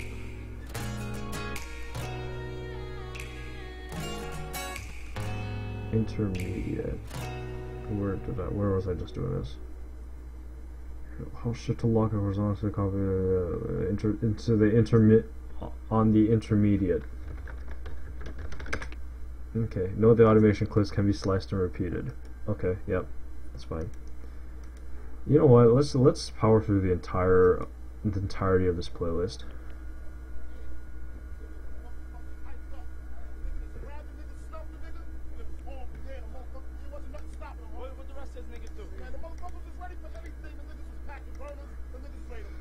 You should probably try showing an example of how automation makes something pop too. Most people don't see potential of something basic as... Yeah, I have that. Can you play Common Ground Continuous Mix? Okay, I'll play a few more of Nick's, Actually, let me just... I'm gonna click on whatever interests me here. Mario Paint is tricky, what's this?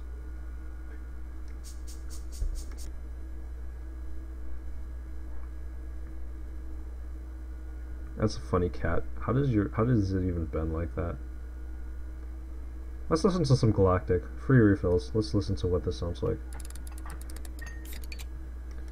Oh, I know why it's so slow. It's because I'm on 1080p. I gotta go to 480. Let's listen to free refills. What is this? Music in this video? Wait, what did Galactic do for this? Is this a mashup? Oh, it's just... Oh, it is a mashup, okay. Yeah, I'll play a Common Ground Continuous Mixer.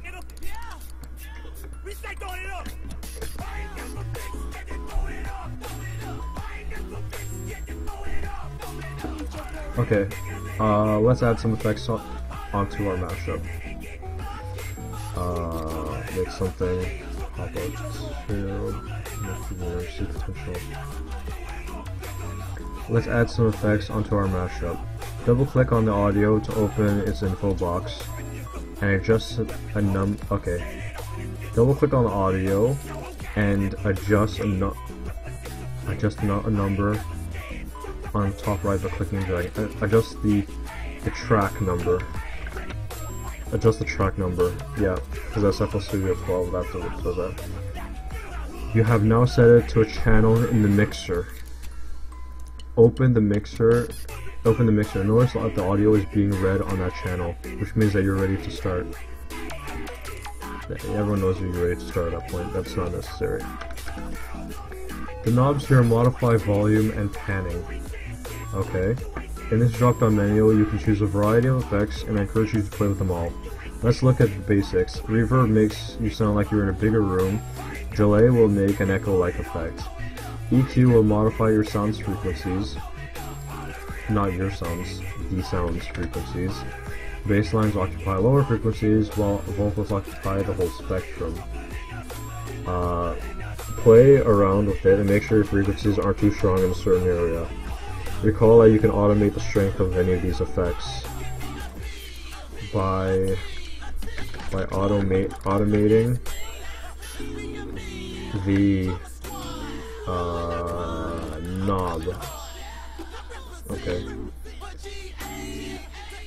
You can also make certain areas unique as its own audio file. There are benefits to this, such as fading. Okay, no, I'm not gonna teach making. Well, actually, I should use Edison as the main isolation tool. Actually, no. You can also make certain areas unique as its own file. There are benefits to this, such as fading out the song in and out simultaneously, or isolating certain portions for a pitch shift, or an effect that wouldn't be as clean using automation clips, for example, delay. Alternatively, you can select your original file, go to edit, which will open up Edison, zoom in, highlight a region, click and drag it onto your project file. The audio snippet will appear in your sampler. You can make certain... Okay, this area needs to be completely rewritten. This does not sound good at all. Once you've mastered the basics, now we can move on to relatively more advanced techniques. Let's take a look at the pattern sequencer. Here you can do melodies, beats, and much more. First, let's start with beats. Okay, part 3, advanced techniques. First, we need to understand time signatures. Most songs you hear nowadays are in 4/4, which means that there are 4 counts per bar and 4 bars per section. Try to continue counting with any song. Though most songs are in 4/4, it's good to know that there are songs in 3/4 or may have a variation of the sort. If you ever work in 3/4, go to Options, Project Settings, and select 3/4. Let's stick with 4/4 for this project file. Okay, no, this part needs to be rewritten.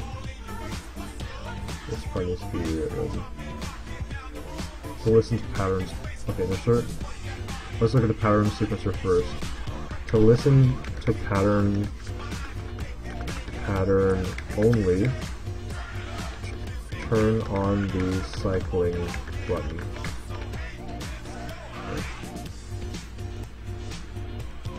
Oh man, this mashup screams 2013.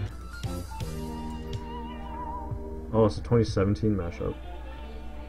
Okay. What was I? Oh yeah, continuous. Actually, wait, are there any good? I'm not listening to CC Ariga. Oh, let's listen to Nick Show's thing.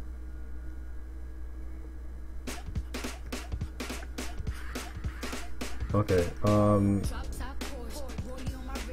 first we need to understand time signatures. Most songs you hear nowadays are in 4/4, which means that there are 4 counts per bar, and 4...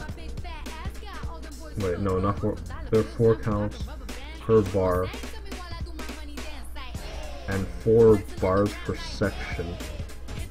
Actually, that's kinda correct. I'm gonna talk with my music major friend about this later. Try counting with any song. Oh, you pitch shifted the rap. Wasn't expecting that.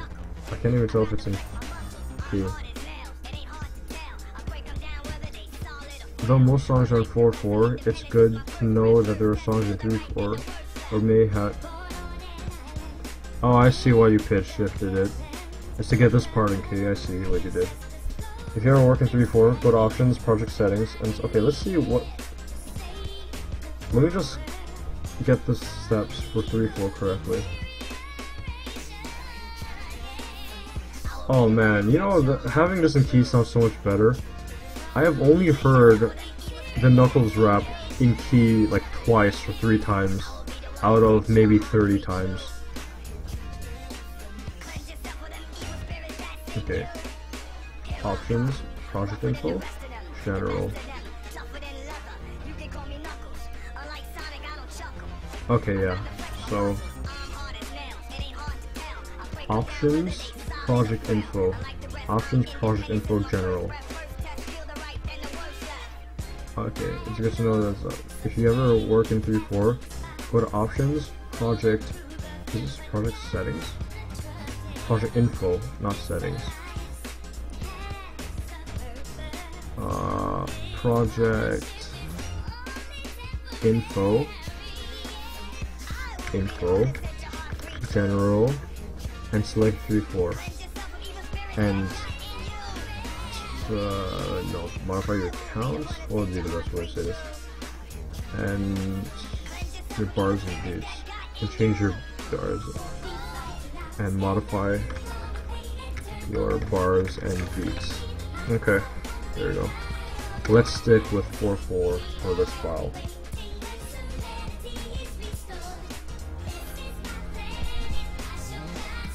Also, you can hear I didn't use the full acapella. There's instruments that also need to be in key, like the guitar and trumpets. I see. Okay. If you use Melodyne and there's actually overlapping parts, you can actually adjust certain parts. Like if you have a trumpet and the voice at the same time, you can actually adjust the trumpet by itself. You can also adjust backing vocals with Melodyne, so if you ever want to look at that, it's cool.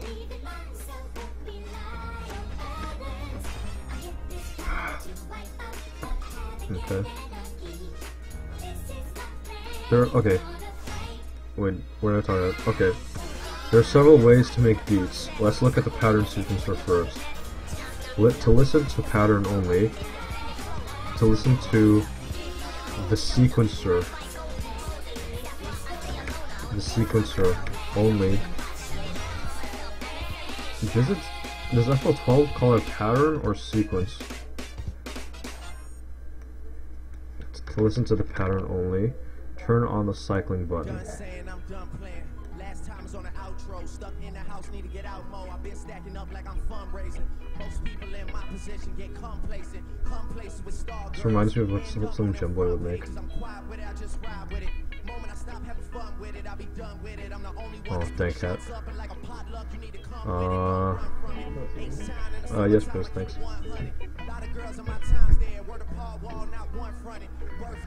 Okay, this is okay. I'm not listening to CC Riga. I've heard the DDLC rap.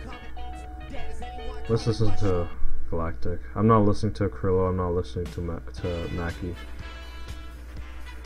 I'm not listening to Triple X. Heard that one. College, heard that one. I'm not listening to Mackie. BNOD, that's good. No childish flamingo.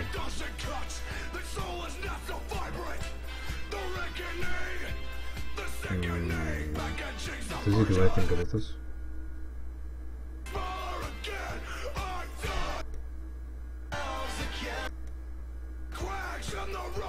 Wait, is this the same? Does the audio change at any point? No, it doesn't. Okay, let's go listen to. Actually, I kind of don't want to listen to the mix. I kind of want to like talk a bit about mashups. Actually, wait. TLH, if you're still here, we'll listen to your mix. But if not, we're not gonna. Let's just leave this in the background. Notice how there are 16 pegs. Are these actually pegs though? Notice there are 16 buttons. Oh shit, this is what he did with it. That's interesting. And I think the accidental in these Slipknot vocals actually kind of work. That's really cool what he did with the sentence arranging. Good on you, Galactic. This is really interesting. This knob controls. Okay. Notice how there are 16 pegs divided into 4 segments of 4. These are your counts, and this creates one bar. There are 16 buttons. 16 pegs. Wait, what does FL Studio define these as? These are. What is this called? These are the buttons called. Actually, I'm just gonna call it 16. Yeah, I'm just gonna call it. Well, no, not pegs. I'm gonna call it 16 buttons. Divided into 4 segments of 4. These are your counts. And this creates one bar. You can extend the bar for longer patterns on the top left by clicking and dragging. Nope, that's FL10. For longer patterns, you can. Okay, TLH is still here. I'm gonna play that mix then. You can extend the bar for longer patterns by clicking and dragging the bottom right of the window.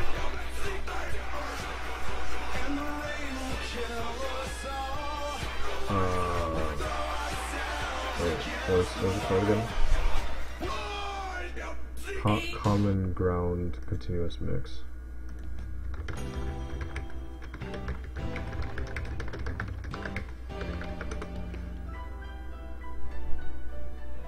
Above and beyond. Okay. Haven't heard above and beyond in a long time.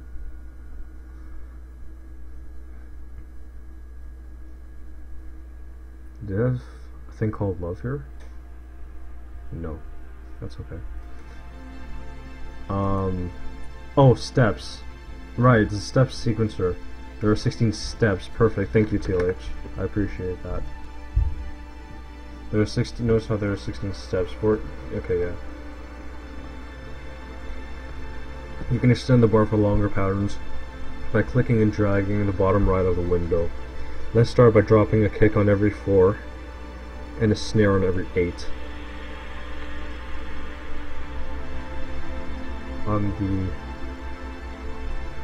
the first count, and a snare on every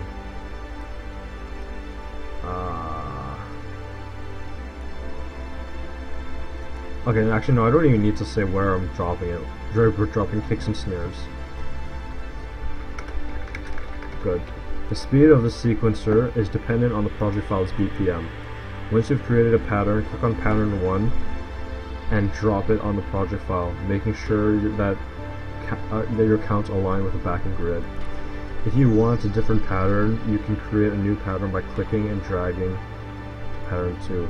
Wait, if you want a different pattern, you can create a new pattern, a fresh template by clicking and dragging the pattern to pattern 2. You can also copy and paste your sequence by highlighting by looking at the green light, by selecting the green light of the sequence, Control C and Control V.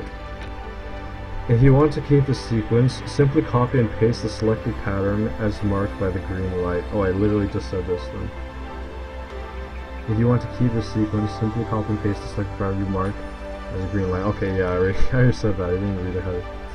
To increase your sequence into a rapid succession, open it into a piano roll by right-clicking on the sample and pressing piano roll. Shorten sustained notes and drop down another note. Change your snap settings if you need to. 1/4 will give you more snap options. You can even do triplets with 1/3. The swing setting offsets your beats to a more swing-like tempo, but I do not recommend this. Using this if you're overlaying onto an existing instrumental, as it may sound off sync. In the piano roll, you can pitch your beats, pan them from left ear to right ear, or control the volume of each note. Instead of volume, I'm going to say dynamics, because that's more correct. Other samples can be placed here too by clicking and dragging onto an open space. Wait, what? Other samples can be placed here too in the sequencer. Too by clicking and dragging onto an open space. Sometimes the pattern won't display all your audio files, so click on the bottom left and select all. Good. Alternatively, you can drop down individual beats directly into your project file.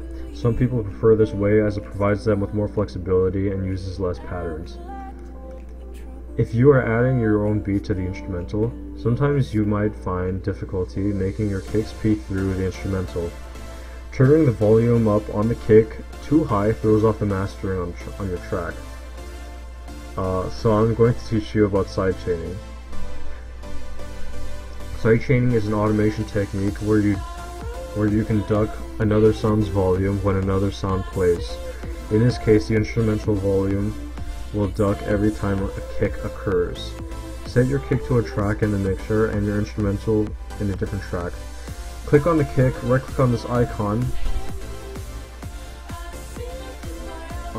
this arrow icon on your other track, and select sidechain to this track. Now go to your instrumental and open up Fruity Limiter. Go to compress, right click on the track and choose the pattern you're sidechaining.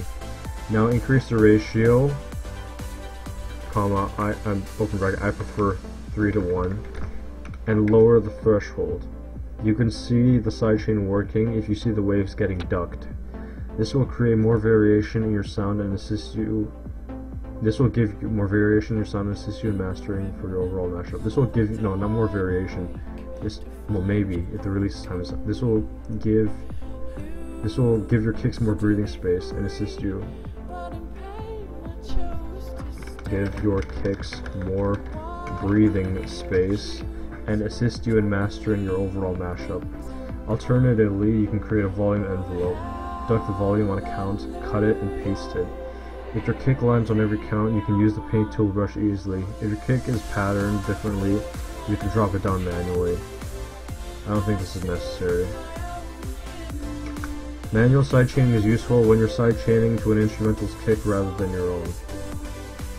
It also helps to sidechain your sub-bass or 808s to the kick to keep your low frequencies at a comfortable level without getting too muddy and distorted. This will be explained in the melody section.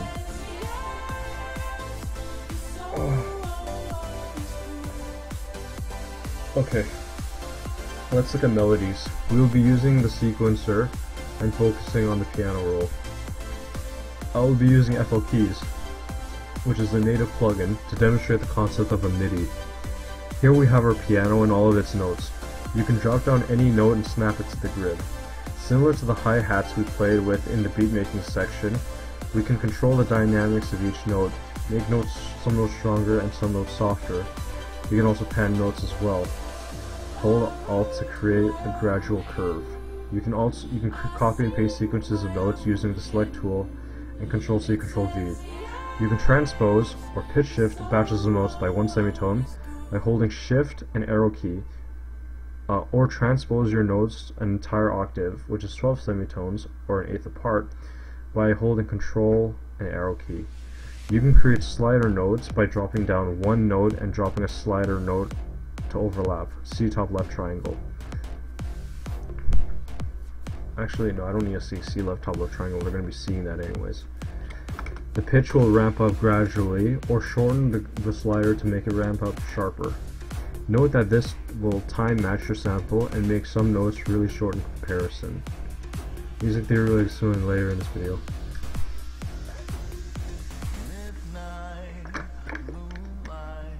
I personally like to use external plugins for my notes. I like to use Silent, Serum, and Nexus mainly. There are many other plugins for later. Okay, yeah, I'm gonna keep this part in. You can download MIDIs and drop them into your sequencer and use the notes there. MIDIs are segments of information that determines how a note will sound, regardless of the instrument. MIDIs may come in multiple tracks. Open each one to see its individual. Okay, this part needs to be completely rewritten. I feel like a Siva Gunner listener would kind of like come at me and be like, "That's not what a MIDI is. MIDI is like a code of things." Like, oh, okay. You can pitch shift. You can pitch 808s and bass lines as well using the piano roll. If you have an issue where the notes or samples are bleeding into each other, right-click the sample and select Cut Itself to let the beginning of each note terminate. The beginning of each note terminate the previous note. Perfect.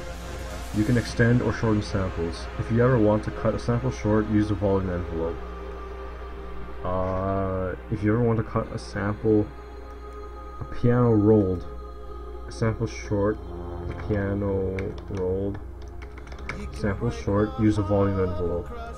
If you want to try making your own bass line, open up 3OSX-C, make a sine wave and drop it low. Use EQ if you want. Use EQ or other effects. Whenever you open up a plugin, if you want to try making your own sub bass, not bass line, sub bass, open up 3OSX-C, make a sine wave and drop it low. Use EQ or other effects if you want. Whenever you open a plugin, a separate window will pop up that will allow you to send it to a channel in your mixer where you can play with effects. Let me see if it's actually a sine wave. I don't fully know if it's a sine wave or if it's a different kind of wave. Pretty sure it's a sine wave though. 3x OSC. Actually, wait, what did I call it in the tutorial? 3x OSC? 3x. Wait, where's it? 3x OSC. Let me see if it's actually a sine wave.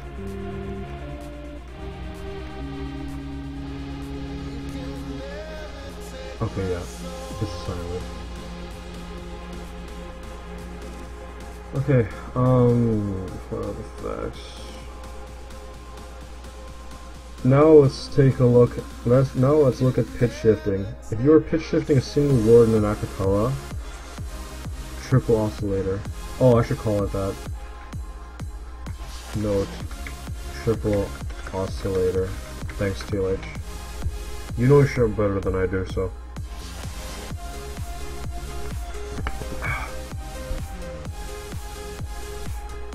Okay, now let's look at pitch shifting. If you are pitching a single word in an acapella, it might be more convenient to make unique or segment it with Edison and pitch shift it using the knob. If you want to pitch shift long spans of individual words, you can use Newtone, which is a FL Studio native plugin. You can click and drag segments of audio into the window and control the pitch individually.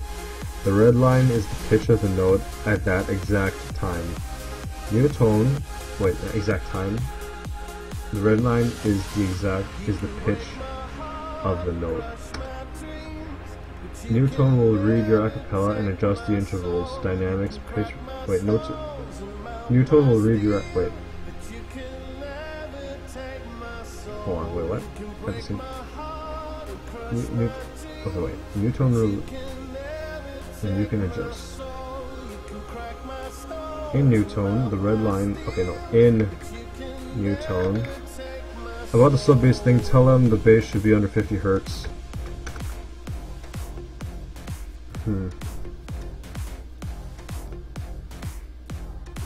But then what about 808s?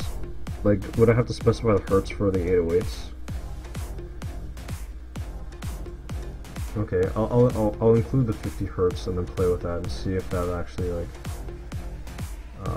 and drop it low. Use EQ or other effects you want. It is recommended to be under 50 Hz. This is unrelated, but I want that bunny. What bunny?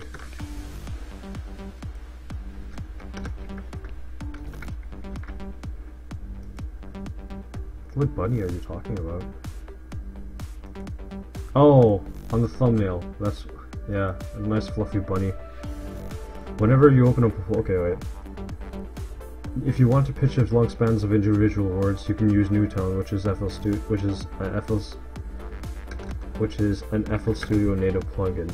You can click and drag segments of audio into the window and control the pitch individually. Into the window and control. Okay, I already said Newtone. The red line is the pitch of the note. Newtone will read your acapella and you can adjust the intervals, dynamics, pitch variation, and stretch words.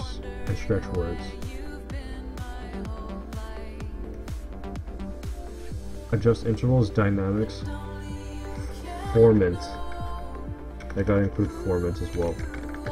Formant, pitch variation, and stretch words. Centering vocals will snap the average pitch onto a key. Snap the average pitch of each segment onto a key. 808 sub is also under 50 Hz, but they have distortions on it, so it sounds fat like that bunny. Okay, thanks for the 50 Hz thing. Oh, you know, I realized I should include Frank Javc's BPM release time thing. Frank Javc's release time chart. I should include that in the description as well.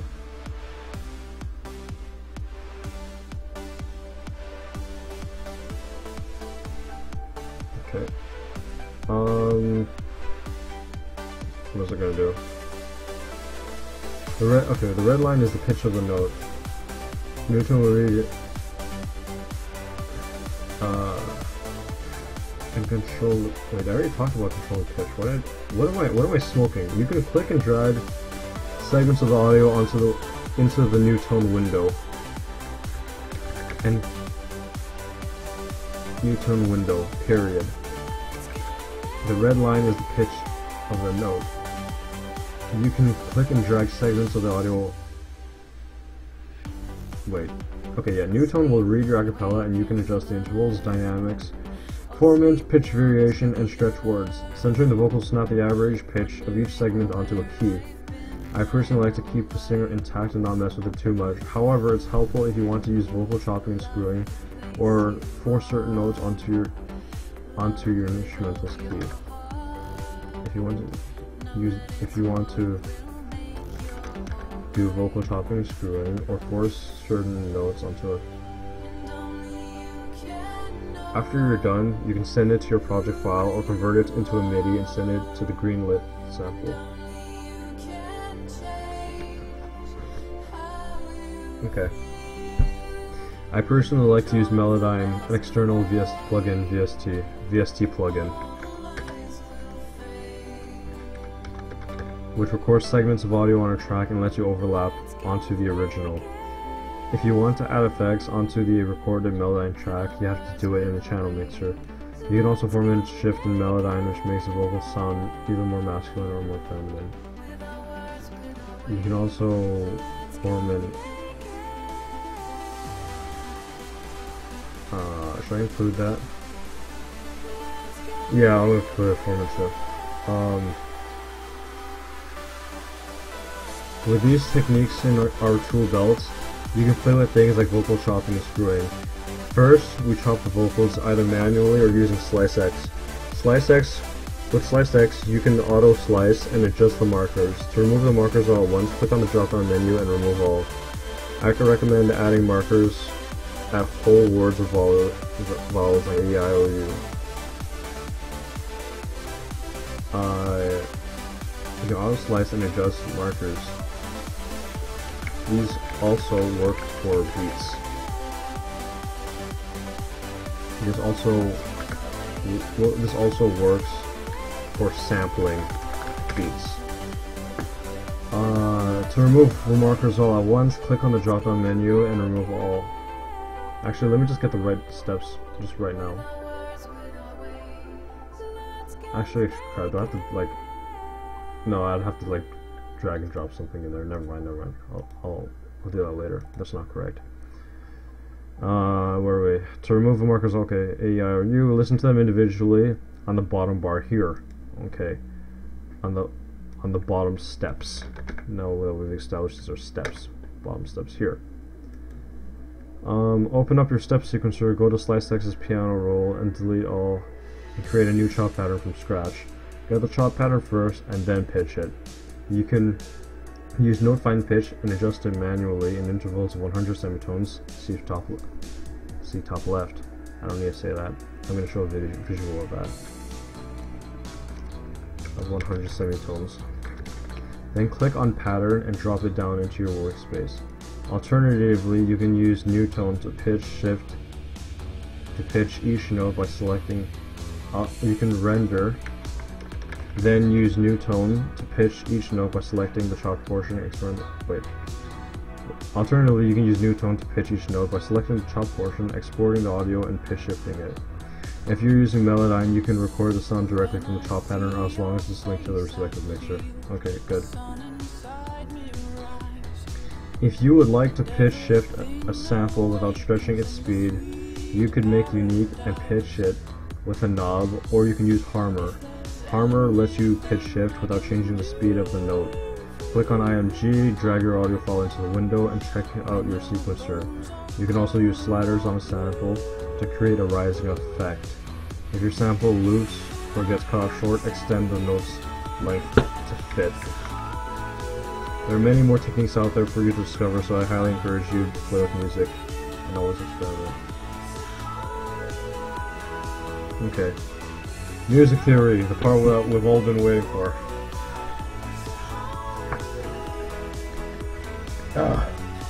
Okay. With these advanced techniques at your disposal, you have the technical knowledge for a more creative approach to mashups and make your presence as a mashup artist known throughout the track. Though a mashup may be complex and created with a heavy-handed approach, that does not mean it's better than a single combination-driven mashup. Simple combination-driven mashup. Having a more complex mashup may give the listener more to talk about, but but what they say may not always be for the better. I don't know if I should keep this part. This is why we need music theory to understand which songs go together, how to work with different keys, and create your own melodies. An extensive music theory I will be teaching you will be strictly from the mashup standpoint, and is therefore entirely fundamental. Special thanks to my good friend TechTask for checking over the segments of the script. First, let's understand the concept of a note. A note is a sign that represents a certain tone. To understand what notes are, let's learn about reading sheet music. Here's a staff. Here we have C, D, E, F, G, A, B, C. You can remember this with face, and every good boy deserves fudge. Look at the notes in relation to the piano. The piano has the same letters, but wait, there are black keys on the piano. But wait, no, that's not too formal.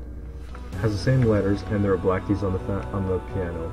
These notes are therefore represented as either sharp or flat notes.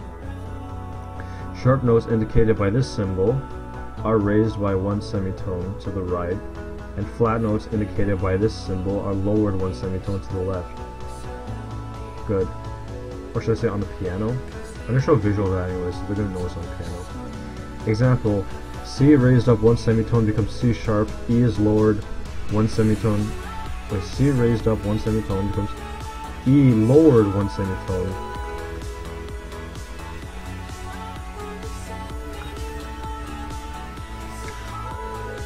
Raised up one semitone is C sharp. E lowered one semitone is E flat. Now let's take a look at key and find out exactly what it is. The key of a song is a series of notes that reoccur throughout or sections of said song. Throughout the entirety or sections of said song. These notes make up a scale. All scales are shown on this diagram called the circle of fifths, which provides a wealth of information. We will be looking at it simply for the purpose of key matching. First, let's go over how to read the circle of fifths. On the outer circle, we have the major scales. Let's start at the top with C major. This scale contains all the white key notes, as there are no sharps or flats. If we move clockwise, we have G major, which contains the same notes as C major, except we have F sharp instead of F. D major has the same notes as G major, but has sharp instead of C, and so on. Look at the notes and recall our music sheet segment. You can go all the way to F sharp major, looking at sharps alone, after which it is more convenient to go counterclockwise on the circle of fifths. F major... I don't know if that sounds good. F major has the same notes as C major, but it has one B flat instead of B. B flat major will have the same notes as F major and now has an E flat. You can go all the way to G flat major. Note that G flat major and F sharp major are exactly the same, but can be looked at in different ways depending on where you traveled from in the wheel. Fine. It's easier to go from sharps to sharps and flats to flats. No, that doesn't make sense. That's why I crossed it out. You like this track? This is Richard Bedford's voice, right? Generally, major scales sound happier overall. I don't want to talk about happy or sad here. Get rid of this part. This is the basics of enharmonics. On the inner circle, you have the minor keys. Minor keys share the same notes as the major keys, but will sound a bit sadder. Don't know how to word that. Like, it's true, but I don't know how people can, like, interpret that differently. Minor keys will have its root note 5 semitones down from its major counterpart. 5 scale semitones? Well, hold on. Let me look at this thing. Oh, who's messaging me?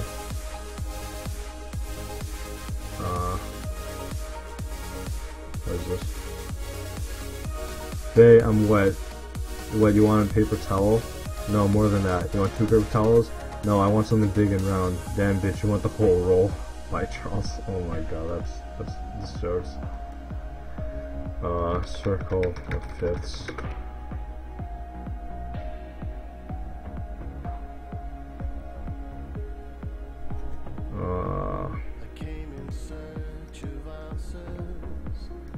Let's see here.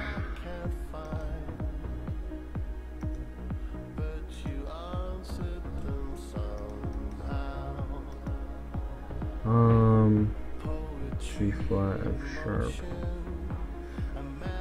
What was I doing again? Oh yeah, the major. Okay, no. So I should be looking at pianoscales.org. Major and minor. There's actually a fifth part, so that's 5 semitones apart. The root of this one is B flat. The root of this one is C sharp. So I go 1, 2, 3, 4. Well, how's that B flat? Wait, C sharp. 1, 2, 3, 4, 5. It's a fifth in the scale apart. It's not 5 semitones, it's a fifth in the scale apart. So 1, 2, 3, 4. Wait, no. Wait, 1, 2, 3, 4, 5. And that's B major. Okay, so it's a fifth, not 5 semitones down. Minor keys will have its root note. Will share the same notes. And will have its root note 5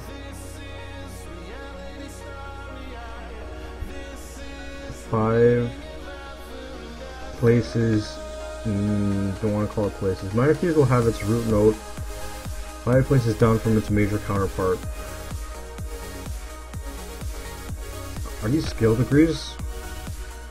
Minor keys will have its root note 5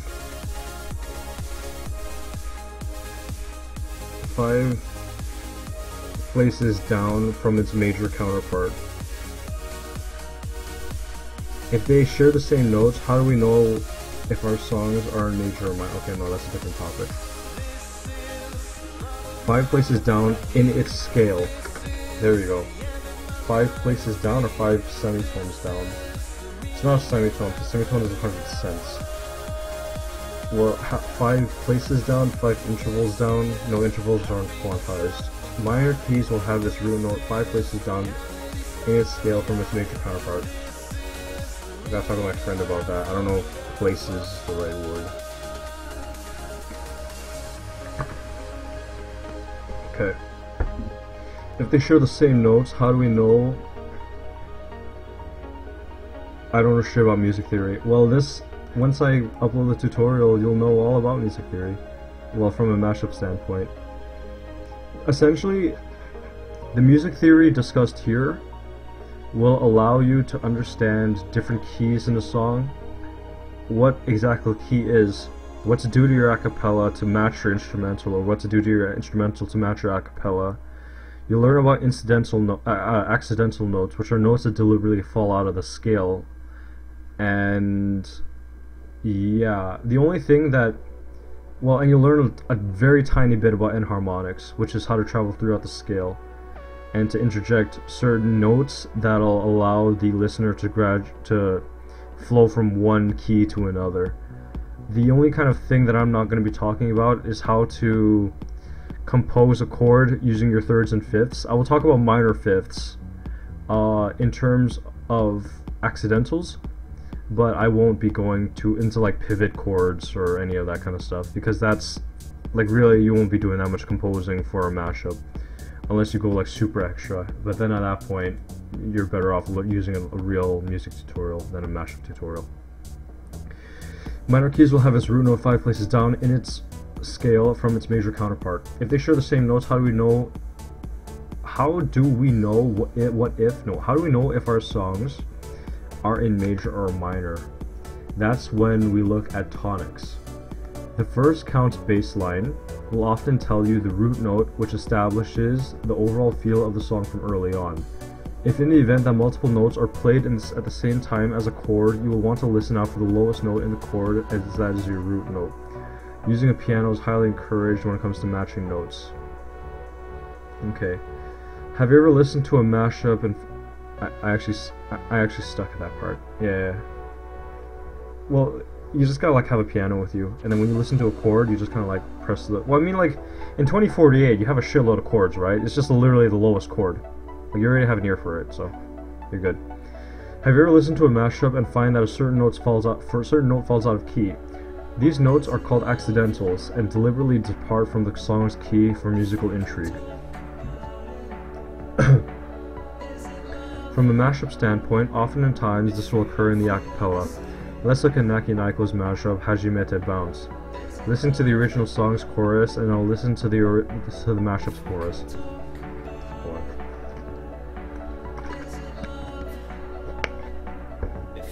This note in particular sounds different, so what did he do? Let's break down the notes of the a cappella. Okay, so I'll show that part. His instrumental is the key of blank, and the a cappella is in the key of blank. Notice how the B flat falls out of the key. So what Naki Naiko did is that he transposed or pitch shifted that note up to fall onto the key, but maintain its interval of going up. In the original song Hajimete Bounce, the bass line uses a pivot note here only. Another example, let's look at Okami Heart. There are two notes that fall out of the key and can either be pitch shifted one semitone up or one semitone down. Here are two versions, HBJ versus Ninja Senpai's. Okay, so Okami Heart has a minor fourth and a minor fifth. That's not a minor third and minor fourth, this is a minor fourth and minor fifth. Minor fifth, which correct terminology and how to understand it.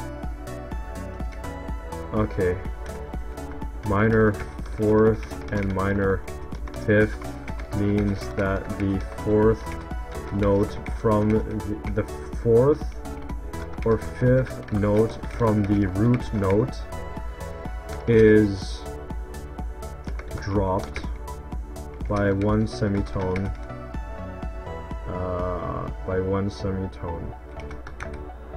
Okay, yeah, that's the correct terminology. Yep.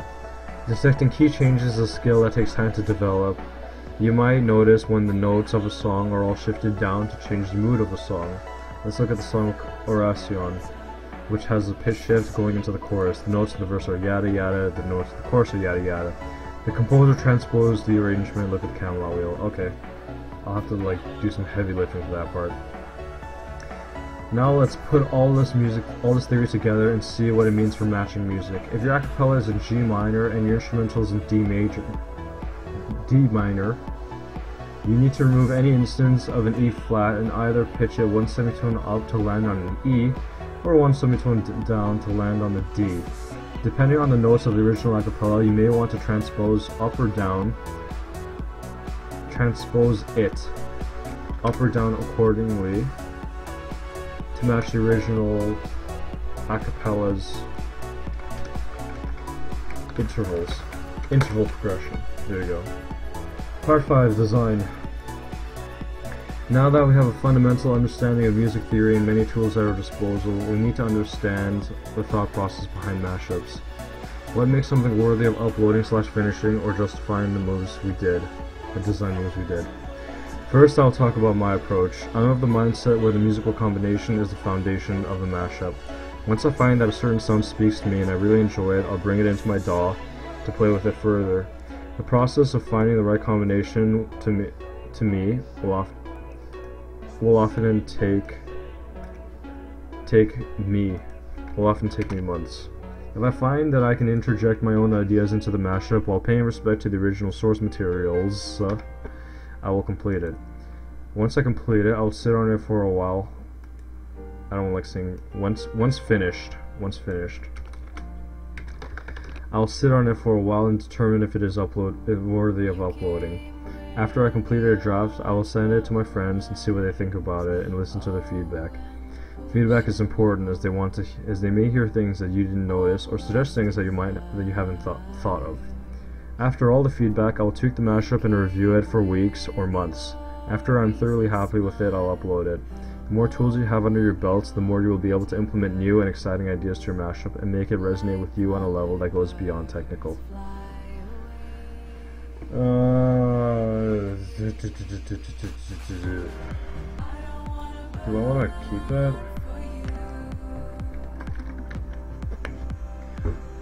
So I have guest speakers on this tutorial, so I'm kind of thinking I should have a different, instead of everyone describing their approach, I should have different questions for people. I have a sheet of paper where I wrote down each question that I kind of want to stick together.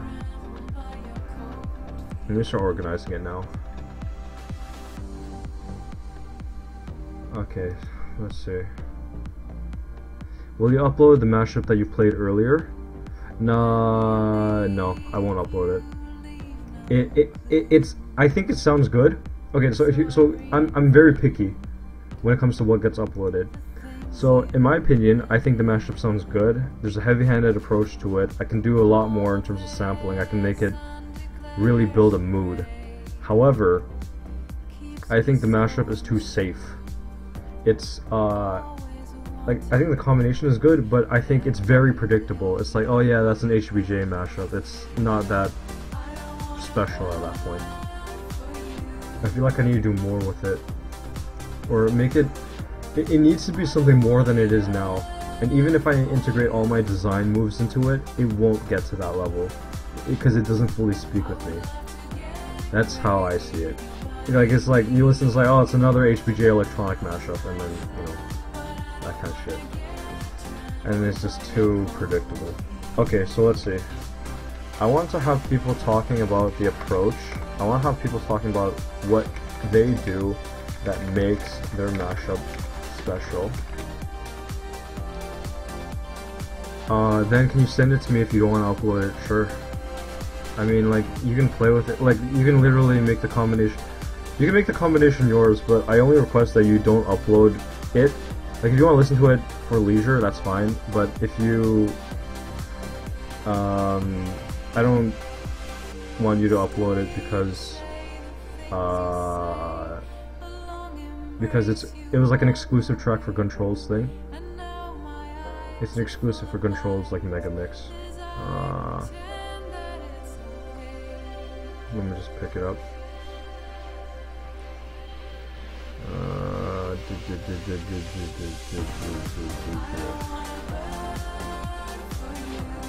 show you the project file for it later. Wow, this is. Oh, here it is. Night Whispers. Okay, I'll do the title as well. There you go. Oh, you like it? That's great.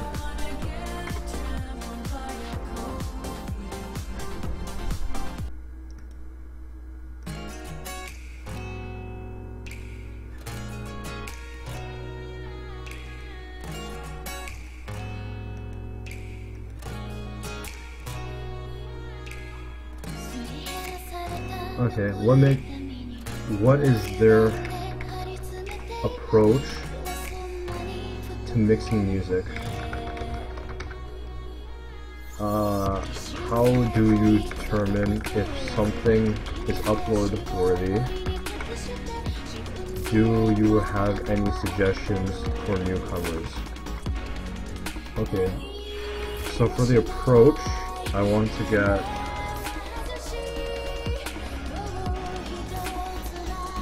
get John to describe this one. Don't worry, I won't upload it, but can I include it in a mix track? Yeah, sure, that's fine. Okay. What is our approach to mixing music? I want to get Nakamiko to answer this one. I want to get Shooplex to answer this one. What do you... I want to get Triple Q to answer this one as well. Actually, I'll get Botanic. What they do to make their mashup special. I want to get Gemboy on this one. I want to get Gemboy.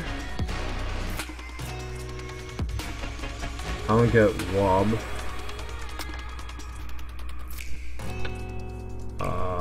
Suggestions for newcomers. Actually, I think pretty much like everyone here. Galactic's not in it. Wobble. Okay, John will talk about. Actually, maybe John could talk about what makes him upload worthy. Nico Plus. What do I want him to get? I don't want him to talk about his approach. Suggestions from you. Yeah, I'll talk about. This is a question. I'll use this question for Nico. Nibrock, what do they do to make their mashup special? Definitely, that's a Nibrock question. Botanic Sage, Ninja Senpai. I think Ninja Senpai can like give a good answer for this one. Or make something. Actually, how do you determine if something is upload worthy? What is the approach? Suggestions from newcomers. What they do to make their mashup special.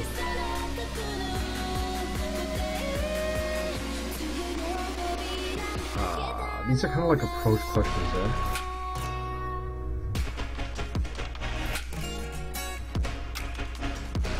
Yo, shit, HBJ, I forgot. Want to join this album I'm hosting? Yeah, sure. Send me the details, I'll put it together right now. Flipboy to Midless. I want him to do... Flipboy would definitely... This is definitely a question for Flipboy. I don't like what I have for number 2. I want DNOD to kind of answer this one. I want Control to answer this one. Sorty, I want him to answer both of these ones. Sketch, I want him to talk about this one. Intense Opinionated, I'll check. Yeah, I think this is that. M. Dion, this is probably a question for M. Dion. Actually, no. Ninja Senpai should go under what do they do to make their mashup special. This is definitely a Ninja Senpai question. Approach to... Actually, I should just merge this. Approach to mixing music / suggestions for newcomers. Okay. Leave it at that. How do you determine if something is upload worthy? Nah, I don't like how that's so focused. How do you choose your music? How do you select your music and determine if your mashup and determine the quality? Oh yeah, determine the quality of your mashup. There we go. That I think that's a lot more better. It's a lot more open-ended. Okay. Let's see what we got here. Nick, if it's your core. Oh, fuck. DJ Hero 3. As tribute to the DJ Hero Go, several people to band together a 60-track album of original mashups remixes hosted. Okay, ONBP, Nibrock, and you. That sounds excellent. I'm definitely joining this. I'm definitely joining this. Like, this is... I'm actually super excited to be a part of this. Because, like, Nibrock always talks about DJ Hero, right? And, like, man, I friggin' love Nibrock. That's funny about Nibrock. Oh, yo, expensive dispensers in this, too. I've heard of Made Rips. I don't know. Oh, shit, Mackie Ligon's here as well. That's wild. Who's DJ Pumpernickel? Oh, no, that's you. That's your Nick show. Yeah. Thanks. Send me the details. I'll put something together. I'll make it like really like good.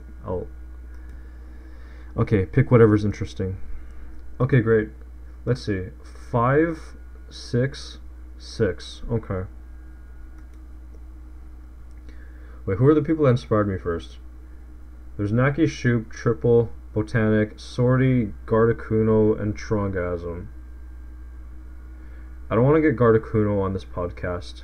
Actually, shit, should I? Because a lot of people know Gardakuno, right? But I don't like his mashups. Should I get Gardakuno? Actually, he doesn't have much to say. He doesn't even make mashups anymore. But neither does Sorty. But Sorty, like, left a legacy. But Gardakuno also did, but he does like lazy Space Jam stuff. No, I'm not gonna get Gardakuno. I don't think Trongasm's too like into it either. I think he's more into like cosplaying and being an internet personality. I'll leave this list as is right now. Any other mashups boys in the stream interested? Sorry for no. Honestly, Nick, plug it because I mean like, by all means, go for it. I don't know why people get so hostile over plugging. Because if it's like this is literally I'm a mashup dude making a script of mashups to people who already know mashups, and everyone in this chat are literally mashup people. Like plug if it's mashup related, go and plug it. Okay, we got Naki, Shoot, Q, Botanic, Sorty, John, Nico, DNOD, Sketch, Alt Chick, and Dion. Gem, Wob, Nick, Flip, Controlled, Ninja. Okay, approach. Naki will say combination and keys. Shoop will say whatever doesn't sound like him. I don't know what Triple Q is going to say. I don't know what Botanic's going to say. I don't know what Sorty is going to say. John's going to say combination. Nico's going to say combination. DNOD is going to... I don't know what he's going to say. Sketch is probably going to say combination. IOAC's combination. MDon's combination. How do you select your... Okay, well, these are all combination people. So how do you select your music combination? Wait. Heard of him. I don't know the... Okay, well, I gotta just install everything on your computer. Okay. How do you install... How do you select your music and determine the quality of your mashup? What do you do to make your mashups special? Okay, Jem will talk about his beats. Wob will talk about remixes. Nibrock, I don't know, but I mean his works speak for himself. Flip is gonna talk about producing. Ninja's going to talk about producing and melody edits. Control's going to talk about rapping. 5, 6, and 6.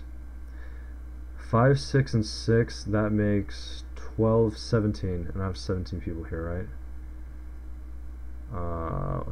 4, 5, 6, 7, 8, 9, 10, 11, 12, 13, 14, 15, 16, 17. So if each person gets like a minute, that's like 20 minutes. The mashup is going to be an hour, so it's going to be like an hour and a half. I'm just wondering if this is enough design. Well, I mean, like, it's kind of repetitive. Are there any other questions I can ask these people?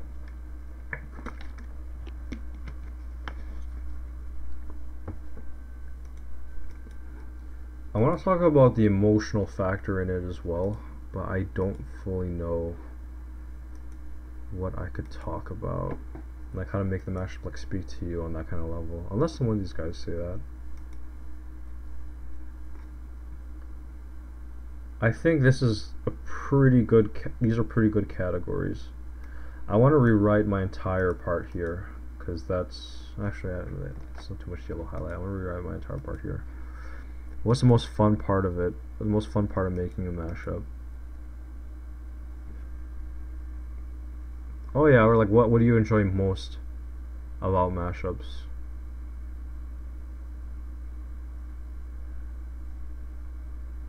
Oh man. Oh, okay, yo Uni, that's actually like the perfect jumping why do you mix? Actually wait, what's their approach? Wait. They're gonna give their approach why they mix music. Wait, actually, yeah. Why do you mix music? Cause like if I have this segment, I can literally like take the audio clips and make this like super motivational and splice everyone together as just like a giant collage of people explaining why they mix music. Why do you mix music? All. Okay. I think that's. Yeah, that's a really good question, Uni. That'll be a really good way to end the whole kind of design section of the tutorial. I want to talk about things like overlapping vocals and versus like unedited parts of a mashup. Like if you listen to a Gardakuno mashup, he'll literally have 50 something seconds of unedited audio. Or if you listen to certain mashups, like they'll only have like a few seconds of overlapping. I don't know where I can talk about that. Well, I kind of talk about the structure. Oh, I can talk about overlapping somewhere earlier here. I can talk about overlapping. I can talk about structure. Yeah. Okay. This is a good. This is a good place.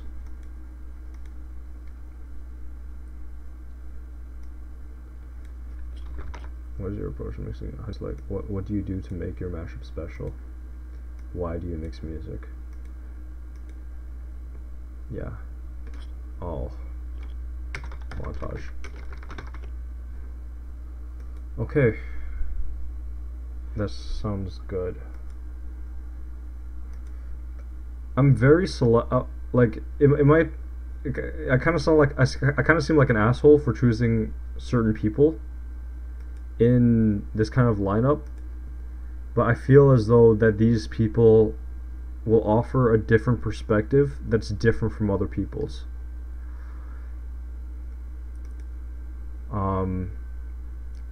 Yeah, I kind of feel like an asshole because like I'm excluding a huge chunk of the community. Man, if I could get psychosis, that don't forget to save. Yeah. Earlier in the script, I say don't forget to save your FL Studio project file. It's fine. It's best to be real as you can. Like, ideally, like, here's my kind of thought process. Ideally, I'd love to get Gardakuno, Trongasm, all of you guys. I'd like to get ONBP. I want to get, Lure. I want to get Mackie. I want to get Galactic Hole. I want to get Acrylo. Like, I want to get all of these people, but I find that they might, like, what they're going to be contributing to the table won't be, like, what exactly I'm looking for, like, in terms of, like, the variety of it. I'd also like to get Fjord, but shit. If anyone comes at me and is like, why didn't you include me, I'll just say that, you know, make your own tutorial, include yourself, but because, I mean, Fjord will give the same responses as all these guys. I don't know, TLH should probably be something, like, in this realm. Nick could go into any of these categories. But then the thing is, like, there's going to be a shitload of people on this thing, and I don't know, the listener might get bored at some point with hearing the same shit, or kind of. What if someone asks, why was I included? No one has asked that. If someone asks why you included, I'd say that they have a certain kind of perspective that I find either needs to be said or is unique. Like, if I were to get, like, in terms of people who take mashups seriously, I know, like, there aren't many people that take it seriously, but I know Tios takes it seriously. But I don't know him, and I'm not too invested into his works. So, like, I wouldn't, like, all of these people that I've selected here, I've listened to a good chunk of their works, and I know what they're about, and that's why I can ask these certain questions. I mean, I've listened to a lot of people's works, but these ones will have a perspective that I'm looking for that'll further the video, like, in terms of, like, instructions. Staying too long and your fingers get soggy. That's true. I'm gonna mute the server for now. Okay, wait. What are the rules to this? Be nice. Mashup rules. It has to be on sync. Keep your mashups on key. Don't make basic mashups. Spice them up using record scratches, melody swaps. Beat juggles. Don't overuse the same song. Keep away from video game music and meme songs. Okay. Info. We are DJ Hero, Fluff, track so far, pitching text, Google collaborative album as a DJ. Okay, if you're, wait, useful stuff, is this, okay, renders, These are songs that people have done. Okay. Announcements. I'll definitely submit to this. Yeah, if I submit to this, it's going to be a really heavy-handed and heavily edited piece of audio, but at the same time, I need to figure out what the vibe of this whole album is. It sounds like the atrium. If it's hosted by Nick, ONBP, and Nibrock, it's gonna be a shitload better than Atrium. Hear a lot about Atrium. Guess the best way to find out is just to join them. Yeah, maybe. The Atrium was created because people didn't like all the people in Sea of a Gunner. I joined the Atrium day one, and I left like a few months ago. I don't know. It's too much shit. There's nothing in there for me. Like, there's literally nothing. All the people that matter to me, I have them like saved in DMs or added as a friend. Or I can keep in touch with them, but everyone else just kind of fades into the boring mashup artist category, where all their stuff sounds the same and all these half-ass combinations and nothing intriguing about it. That's what they all say, yeah. Another reason why I kind of got MD on in this one is because everyone knows When the Rune Sparkles in September, and I think that'd be a cool perspective to hear from him. With Sketch and I always see, it's kind of like they're close friends, so that's kind of why I brought them on. DNOD's been in the game for a really long time, and I think Nico has a good perspective. Even if I don't agree with it, I'm going to say that he has a pretty good perspective. I wonder if Not Wobble and Nibrock would have the same approach. Actually, instead of saying, what the heck, change the color scheme? I don't know. Instead of saying, what do you do to make your mashup special? What do you do to make your mashups more special to you? To you/your viewers. Damn, it's been 6 months since I uploaded. Oh my god, it's been 6 months?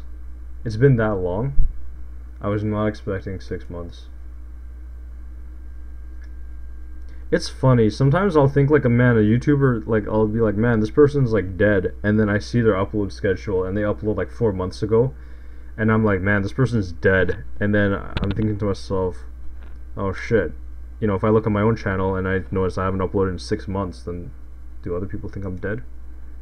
Time flies, yeah.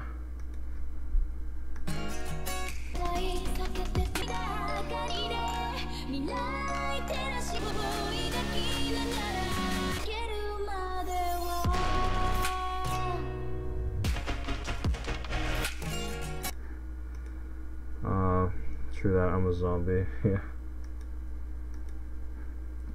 Who is... Oh, this is ONBP, blue hair. HBJ not dead. Bitch, I never lived.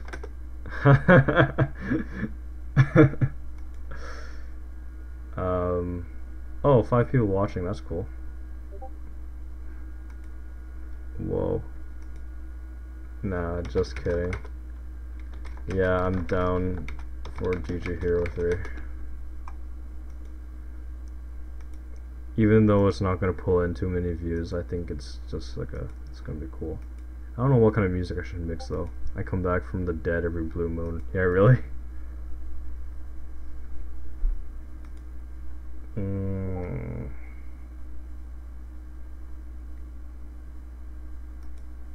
Let's see.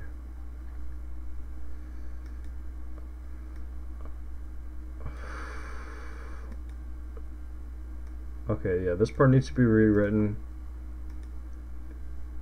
I'm gonna get rid of talking about scales in terms of emotion, even though that's like the only way that people like in the world of music describe what scales, what major and minor are. I don't think people, like regular people, will understand that. This is the bass F and harmonics. Okay, yeah. I've made a few tracks already. Cool. I'll give them a listen to understand what the album is gonna be about.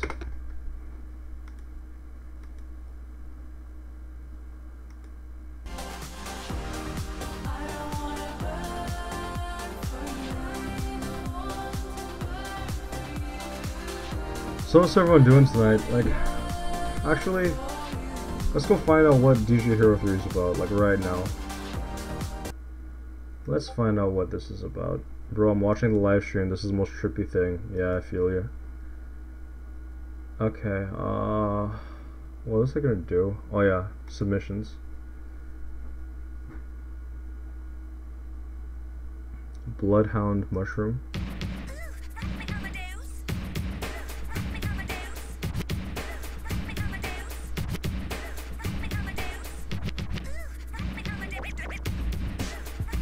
Oh yeah, a lot of scratches. I can see this.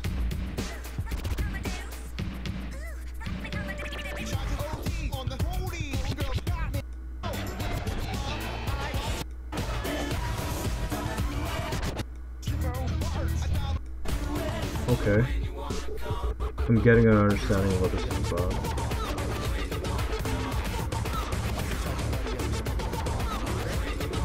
Okay, it's like DJ Hero-esque soundtracks. The list official tracks. Oh, I have to make a mashup with the tracks in the list. Okay.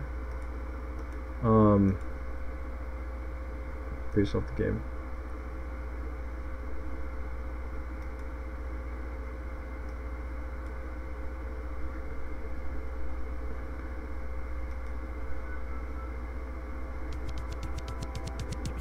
This another one champ. You little stupid ass bitch, I ain't fuck up with you. Be making it quick. I'ma answer that shit like I don't fuck with you. That's good. Everyone's got to make a living. What do you guys use for like scratches and stuff? Do you guys use like some DJ software and you use Scratch and you record it, or do you use like an actual turntable, or is this all gross beat and record stops? I know where I'm going and I know where I'm from. You hear no. I'm still Jenny from the block. Used to have a little, now I have a lot.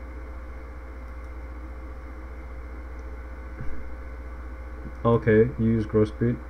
Okay. I work out. Gross beat. Okay, everyone uses gross beat. Nibrock uses some other form. Of course Nibrock uses. I mean, Nibrock's like a god. Because I'm thinking that if I can like...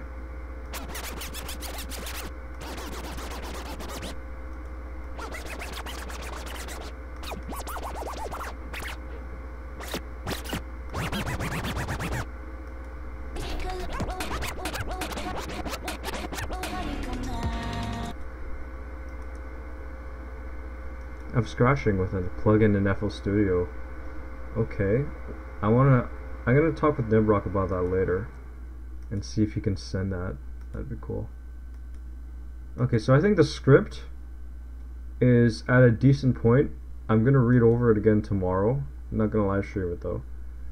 I'm gonna look over that again, see if I can shorten it, and see if I can do like a mashup example that'll integrate the advanced techniques, because the basic techniques I have a mashup in mind that I want to remake, but for other stuff I don't really know yet.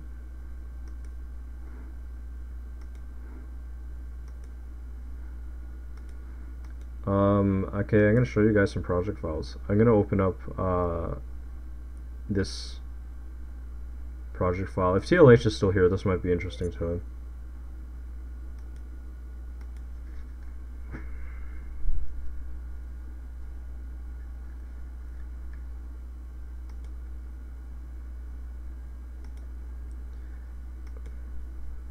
Is it home? No. I'm opening up my the one I made for Control. HBJ projects. Yeah. This one I made for Control is kind of like a combination that I liked, but I don't think it's upload worthy. So I just kind of like brought it almost like, I mean, I brought it a little further than I would for like a regular kind of throwaway track. So anyways, it's just opening right now. And then we'll see. Home is a super simple mashup. Okay.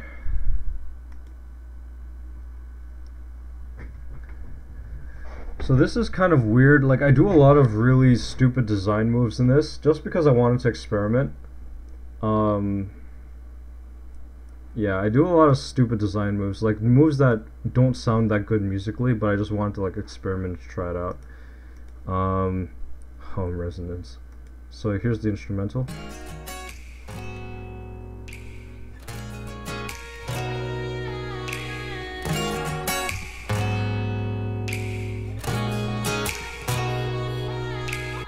So this part right here is literally hold on, let me turn off Melodyne for a moment. Right.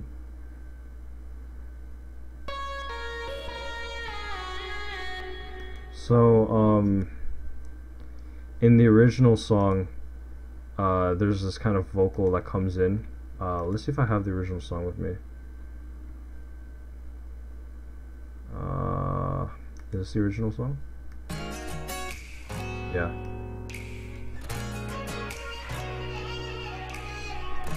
So I have Melodyne turned off, and if you listen to the original vocals,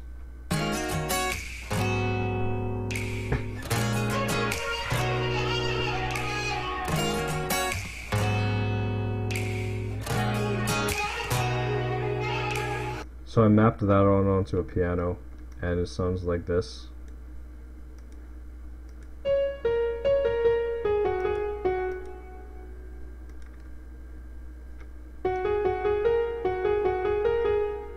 And then I'm like, yo, what if I get the singer, what if I force the singer to make that sound? So that's unpitch shifted. And here's another part. So that sounds like shit, and what I did is I opened up Melodyne, and then now I pitch shifted it, and it sounds like this.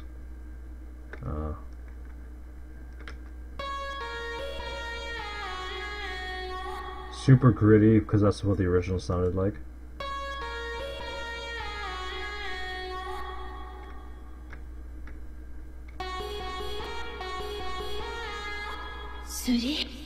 Yeah, so that's kind of like a vocal, like I don't think it sounds that good, because I mean you'll never get it as good as sounding as if the person's actually singing it. But I just did those like little moves just to keep myself interested.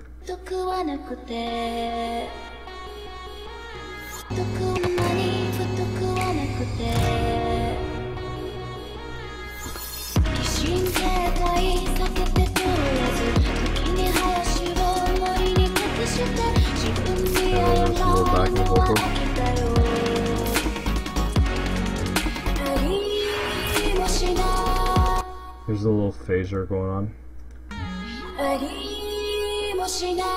So it complements the instrumental. But really there should be an EQ envelope there as well. Whoops. I meant to look at the chat for that. So yeah, this is pretty much it.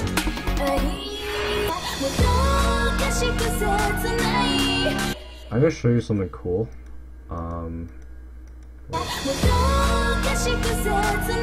Oh shit, I remember I didn't save the part. It's how to correct like incorrect backing vocals or something. It was with Melodyne.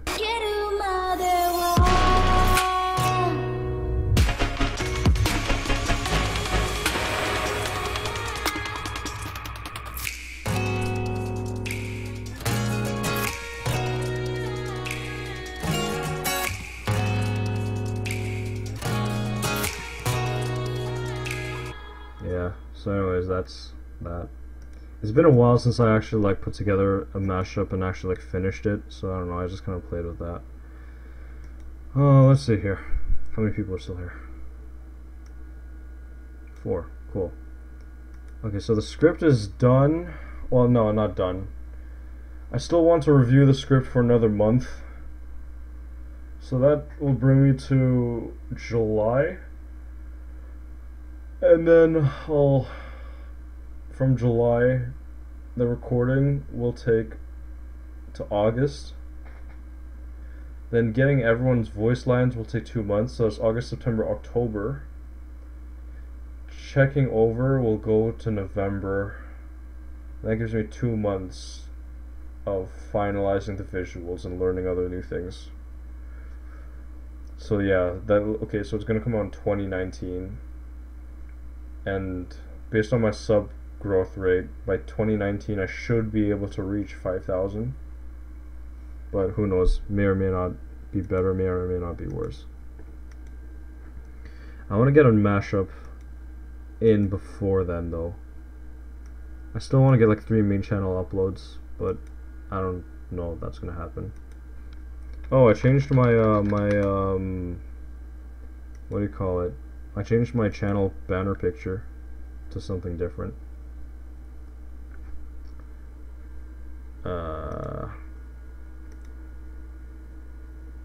Oh, shoot, volume. Oh yeah. So, yeah, I changed it to this kind of purplish thing. I think it looks pretty cool. And then I can turn off the brightness of it, and oh, I can't. There used to be a setting that you could modify the brightness of oh, there we go.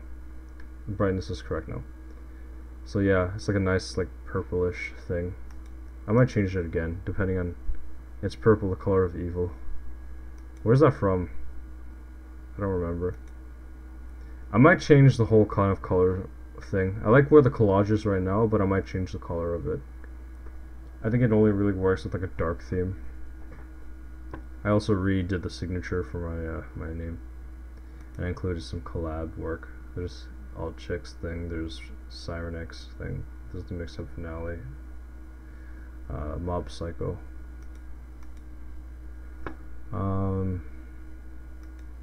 What else is there?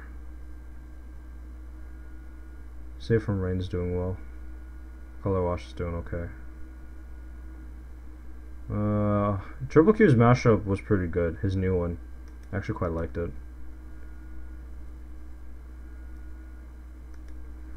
It was a good combination. So I don't know, what are you guys doing this weekend? I'm just kind of curious what's going on.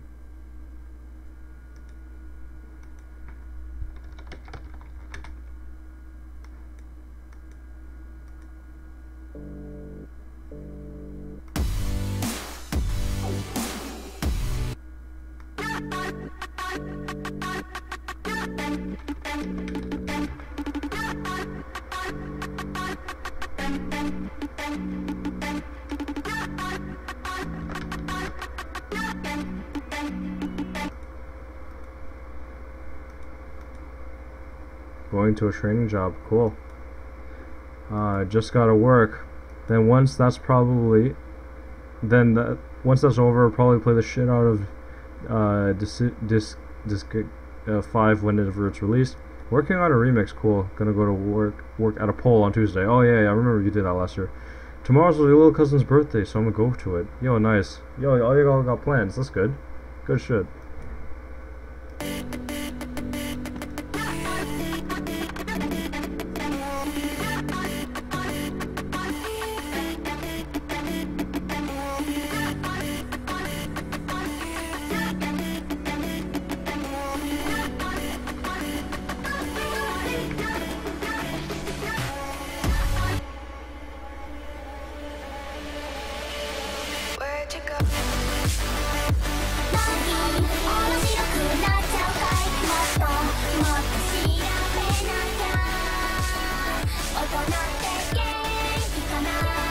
Oh, be your first. I remember someone in West volunteered for that. Can't remember who.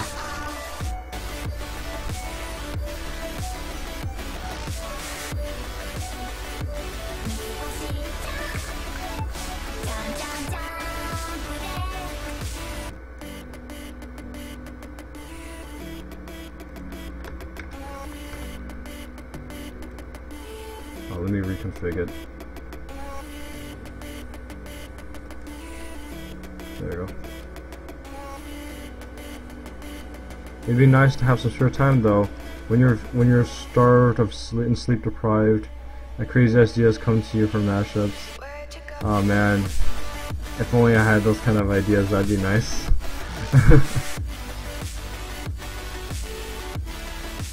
I already know your boy's out of ideas, so. Gonna try to think of more mashup ideas to get my creative energy back, as motivation for me has dropped quite a bit due to other stuff. Yeah, I feel you, man.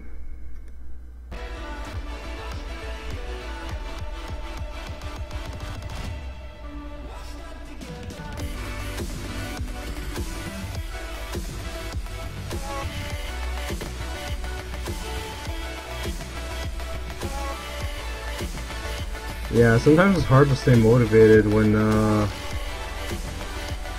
you have other stuff in life going on.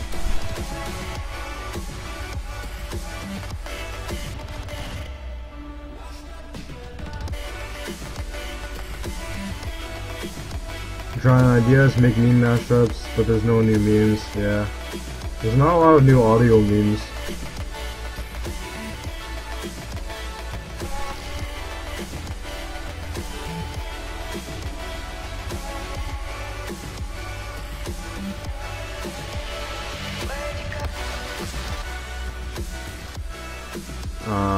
Still searching. Yeah, I feel you. Right now I'm just focusing on the tutorial. The nice thing about the tutorial is that when I'm doing things, I'm actually making progress. Unlike when I just stick around and do experiments all day, it doesn't feel like I'm actually going anywhere anytime fast.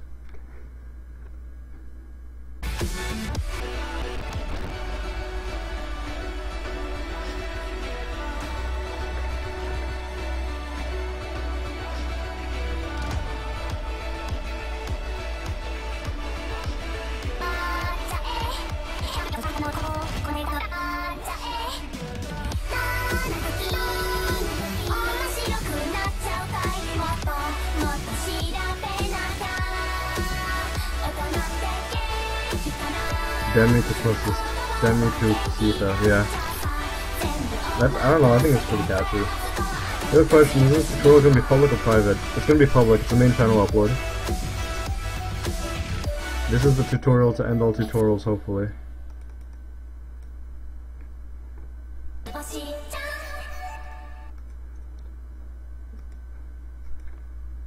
If you go and search up mashup tutorial, you get a lot of cool stuff. How to make mashups in Ableton, 15-minute video, and like, I find that a lot of these mashups a lot of these tutorials aren't concise.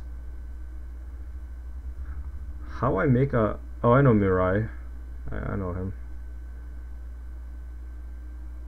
How to make a complex mashup or remix on Virtual DJ for free? Man, those are a series of words that shouldn't be said in the same sentence.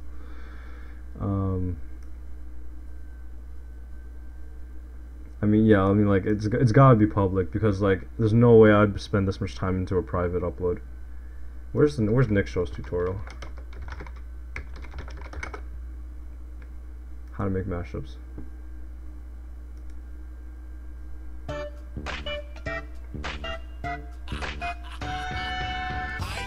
Yeah, when are you gonna make part 2 of this?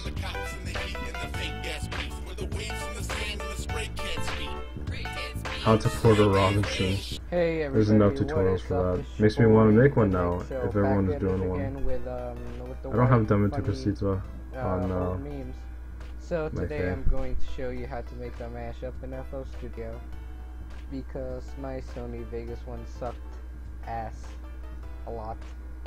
Oh, don't play my tutorial. Okay, I won't play it then. I use this as like a heavy precedent to like making mashups.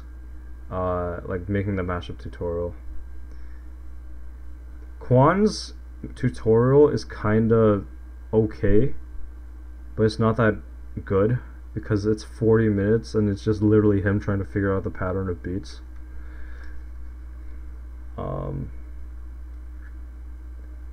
Streaming, because I can stream now, 9 months ago. Let's see. I'm just gonna play with combinations until I get tired.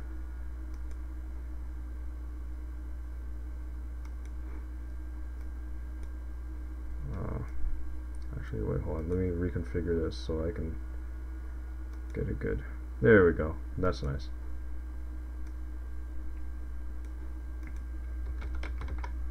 Nah, it's okay if you play it. Okay.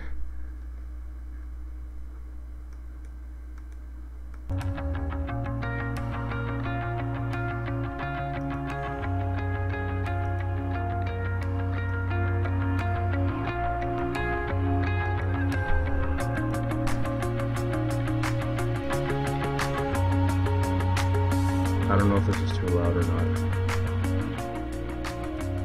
I have no idea what you guys are hearing.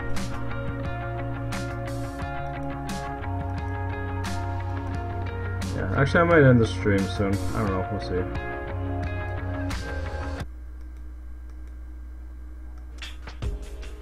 Gonna go? Alright, see you TLH. Thanks for dropping by for 3 friggin' hours and helping me with some of the terminology and giving your feedback on how to do like a sub bass and stuff. This was a mashup that I wanted to make upload worthy, but for some reason it just didn't click with me too much.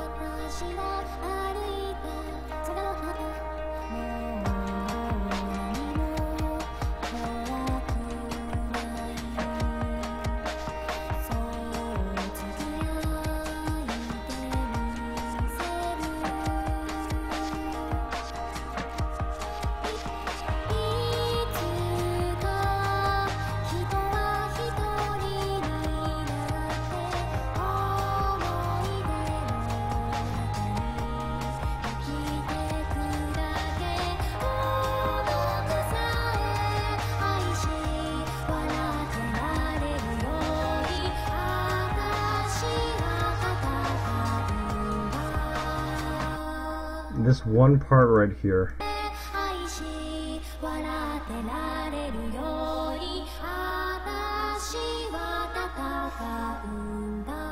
That part right there is just some crazy ass music theory thing that I don't fully understand, and then it just doesn't work. Like, I could correct it in Melodyne, but it would just ruin the integrity of the original vocals, so I don't think I'll do that. Man, all of my music is so outdated right now.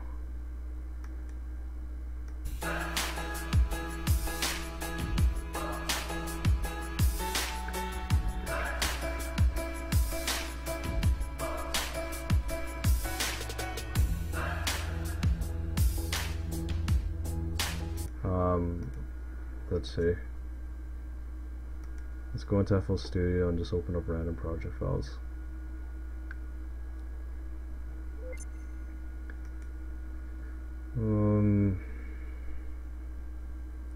Oh, Your Forests. Maybe I should complete this one. I kind of want someone to just complete this one for me. And stretching.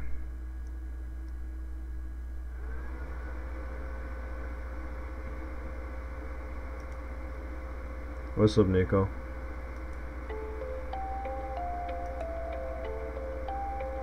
Wait, Nico, I already asked you if you want to be on the, shit, I can't remember if I asked you.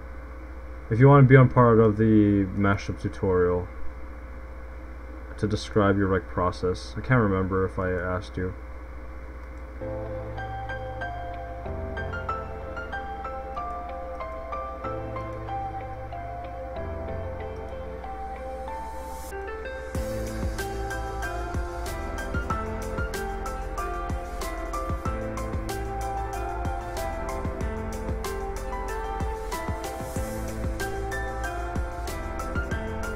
Oh, okay, I did ask you. Okay, alright. Every day, I imagine a future where I can be with you. Yeah, I already know your boy loves C major and A minor because those are the friggin' easiest songs to mix. Only the white keys, hashtag. Yo, Nico, I'm gonna show you the script. The script is coming along pretty nicely.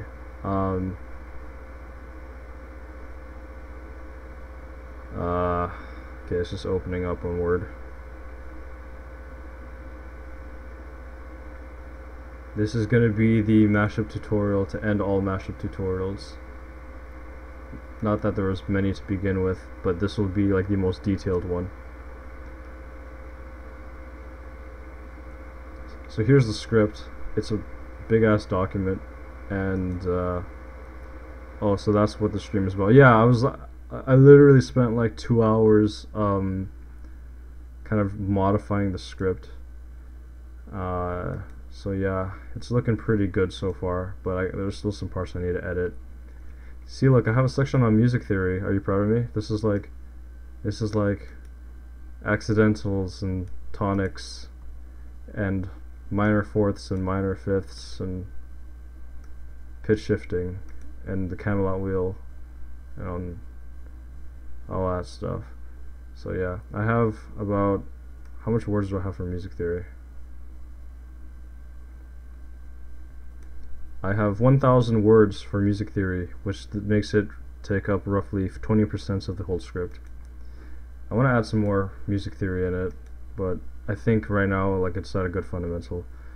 Joke's on you, nerd. I suck at music theory. Well, I mean, you know about accidentals, you know about tonics, you know about chords, you know about root notes, you know the difference between major and minor.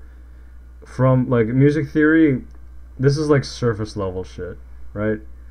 Like, I'm not gonna go into like pivot chords or, you know, crazy ass Locrian scales, and I'm not gonna dive too deeply into enharmonics either. So, I mean, it's very basic. It's just for the purposes of key matching.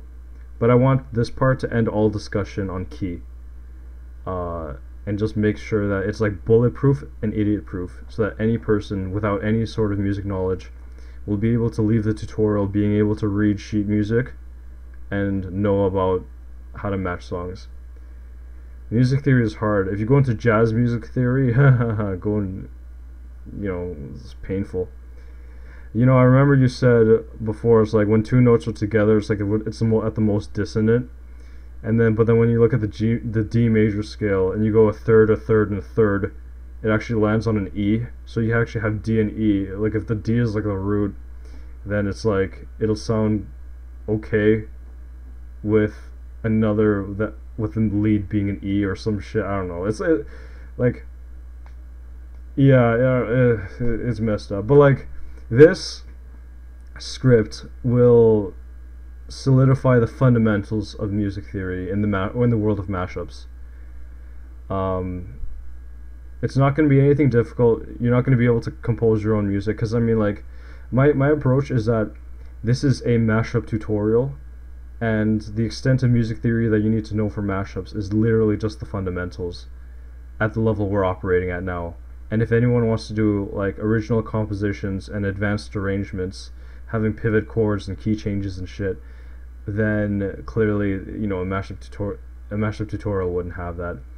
It's only the most noticeable when it's shit like an E and an F playing next to each other.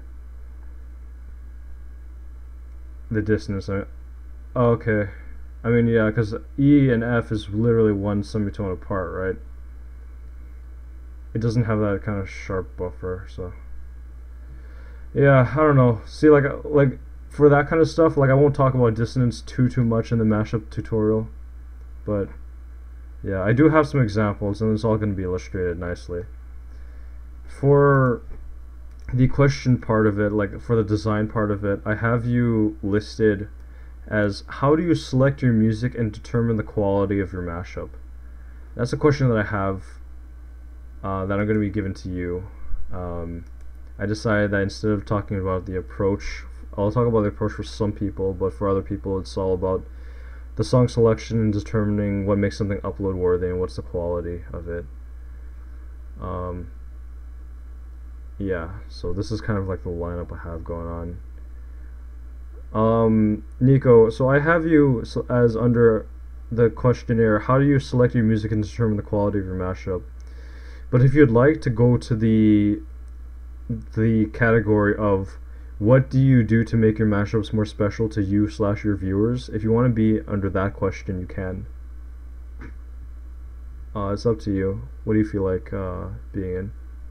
because the way I've organized these questions is there's a certain answer that I expect from certain people just based on their mixing style alone, and this is how I've organized it. If you want to be in a different category, you can. But for the approach and suggestion for newcomers, those are the people that I absolutely want, and that's kind of solidified. You're fine either way? Okay. Alright, I'll keep you in that position there then. Because I think you like, even though I don't always agree with your approach to mixing music, I think that if we can, like, just because your kind of the way you like select music and like how you approach it is unique to the point that I think that some people will resonate with it, and therefore I think that, you know, you're absolutely crucial to being asked this question in this category. Yeah.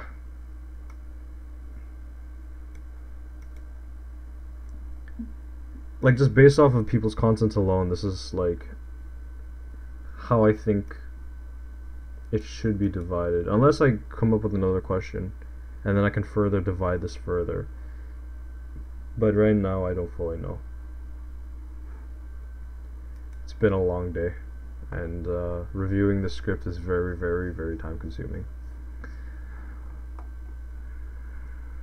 2019, look out for it. It's gonna be great. Imagine 2019 and no one gives a shit about mashups anymore. Like, mashups are a 2018 thing, my guy. There's some shit, I don't know.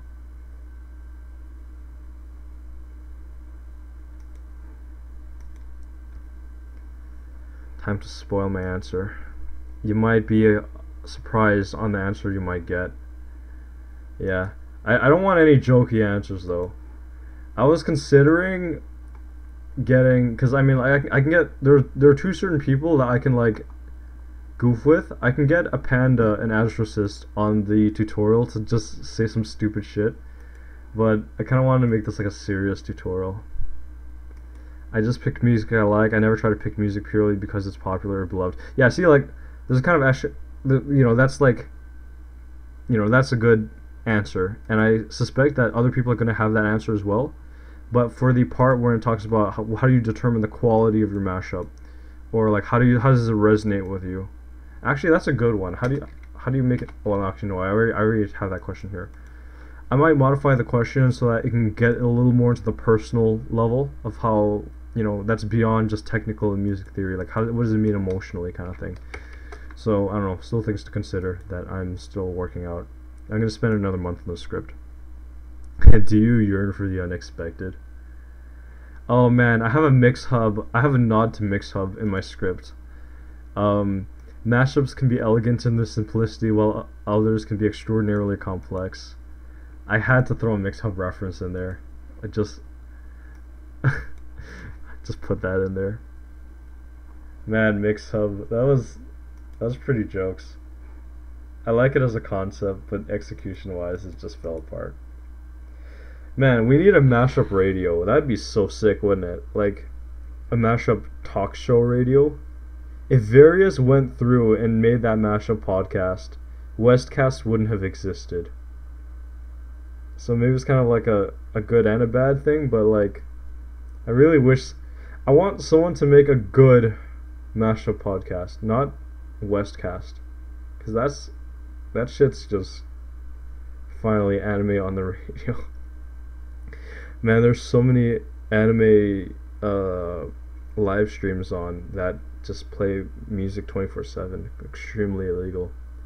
Live cast. Yeah, maybe.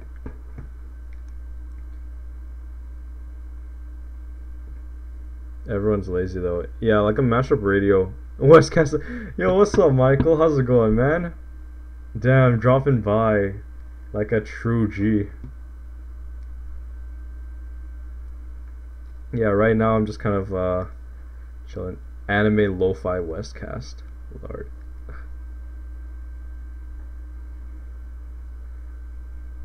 For studying future funk. Yeah. In terms of relaxing lolly sounds. You know what's really funny? people talk about making a tutorial all the time, but no one actually makes it because of how much work goes into it. Like Gemboy was like, I'm gonna make a tutorial, and he makes it, and then he scraps it. And then Shoopfex is like, oh yeah, these concepts that I'm talking about now would be better explained in a tutorial. And then that just never happened. And then Triple Q was like, oh, I'm considering making tutorials, and then that just didn't happen. So when I make this, there's gonna be no reason for anyone to make a damn tutorial.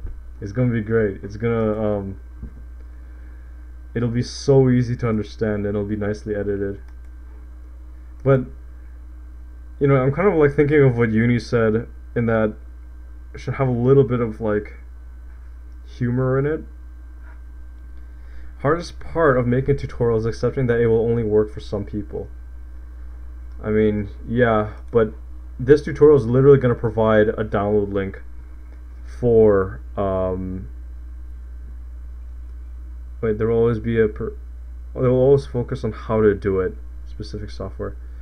Yeah, this is just going to be FL Studio, Virtual DJ, and Udago. There's no way I'd be able to, like, there's no reason for me to learn Ableton at this point in time. And I find that the whole mashup community, like a large chunk of the mashup community, uses FL Studio, so I think it's perfectly acceptable to have an FL Studio tutorial. And I find that it's really easy to kind of like get into, whereas Ableton, it kind of has like a kind of different has a different workflow that I'm not too familiar with. Humor would help. I'll try, but man, this is like a strictly informative tutorial. FL's a good DAW, yeah. Like, some people use Reaper, some people use Ableton, some people use like Audition, Vegas, and all that. Like, I don't know. I'm not gonna make a Vegas tutorial, and I'm not gonna make an Audacity tutorial because I want everyone to get away from those software. The real hard part is the attention span. Now here's the thing. If the average mashup on YouTube has an attention span of 1.5 minutes, and I can pull in 2.5 minutes, and a tutorial like this will pull in, let's say, 2% viewer rate. If it can pull in a 2% viewer retention rate, and let's say 800 people watch this, of the 800, 2%, that's about like around 20 people. If 20 people can actually get into mixing music and actually find their way and, you know, start making stuff using this tutorial, I think it's a success. But yeah, another reason why I'm making this tutorial is because I want to get everyone away from Sony Vegas and Audacity. I just want everyone to get away from that. I've kind of like changed my mindset about how software is and all that stuff. I just want to get everyone away from that. Attention is definitely a hardest part. Personally, I have goldfish attention span. I find that people who are serious and want to learn about this will sit through it, but I don't expect like seasoned mashup artists, I don't expect them to sit through the entire thing. They probably just go to the guest speaker part, listen for like a few seconds to hear Triple Q, Naki, and Shoop and Botanic, and then just get out of there. But even then, I find another one while I'm creating this tutorial is I want to kind of like prove myself to say that, you know, like there's actually like, you know, mashups can be more than just a joke. It's there's a craft to it. There's like a level of complexity that, you know, I think can be explored. Yeah. Like when I was starting out, okay, so my history as a person that makes mashups is that Handbrow Jeans started. Wait, is everyone on that list confirmed? Everyone except for Galactic. Galactic declined, so everyone on the list is confirmed. Stack the layers. I love Aces to Aces. Oh, you know what? I'm gonna make an Aces to Aces reference because I love that guy so much. Stack the layers. Wait, where's my beat making section? Beat making. Yeah, I'm gonna stack the layers. I'm gonna do that in his style. I love aces to aces. Okay, so are you saying mashups are like onions? Yeah. Complex mashups are like onions. Simple mashups are like 2 pieces of bread. Complex mashups are like onions. Yeah, like, I made hand-brought jeans when I was making mashups for 2 years. I started off as a pop mashup artist for 2 years. And prior to that, I was doing music mixes for like 2 years before that. And looking back at it, I've wasted so much of my life making pop mashups, and that were just void of design. And then that carried on to my early works, and it's only until like last year that I realized that I can actually do more with mashups than now. I've considered doing beat mashups, but I have more fun just chopping in sources. But yeah, I mean, like, yeah, you can. Yeah, I like when you have a nice drum loop and you can bring it into Slice X, and then you can like sequence it, and then you can like note fine pitch and get that like nice range of like interest and stuff. 2 pieces of bread with a bagel in the middle. That sounds like a cursed image or something. Yeah. I just want to have people making mashups that sound good to them and things that they'll like. When I hear because like there was advice that Triple Q gave a long time ago that said, to anyone who wants to get into mashups, start with Space Jam. And I think to myself, oh yeah, so you're gonna play into Space Jam, realize that that's what was popular, and then keep going down into the meme hole, where you literally become every mashup artist that has spawned in the past 2.5 years. Like, I don't know. Play with the music that you like, and when you play with the music that you like, then you develop a connection with it. And when you develop a connection with it, then the more time you spend making mashups, and the more time you spend with it, the more you're going to want more. Well, those with a creative mindset will want more. And when they want more, they get better at their craft, and then they can actually start creating things that sound good to everyone. Like, sound good to you, the mixer, and sound good to you, the listener, as well. I never started with Space Jam. I'm not a true slammer. I mean, like, I didn't start with Space Jam either. I started with electronic music. Yeah.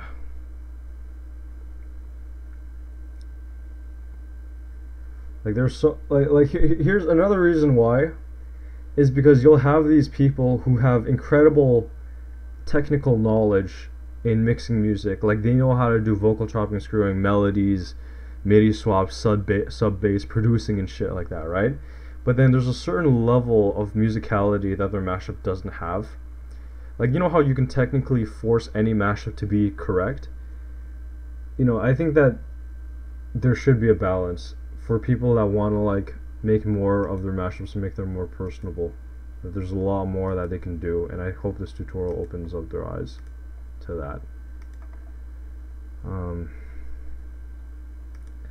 Yeah, even though this is literally gonna get like a viewer retention rate of like 2 or 3 minutes, I need to make this. This is for me, and this is for the people.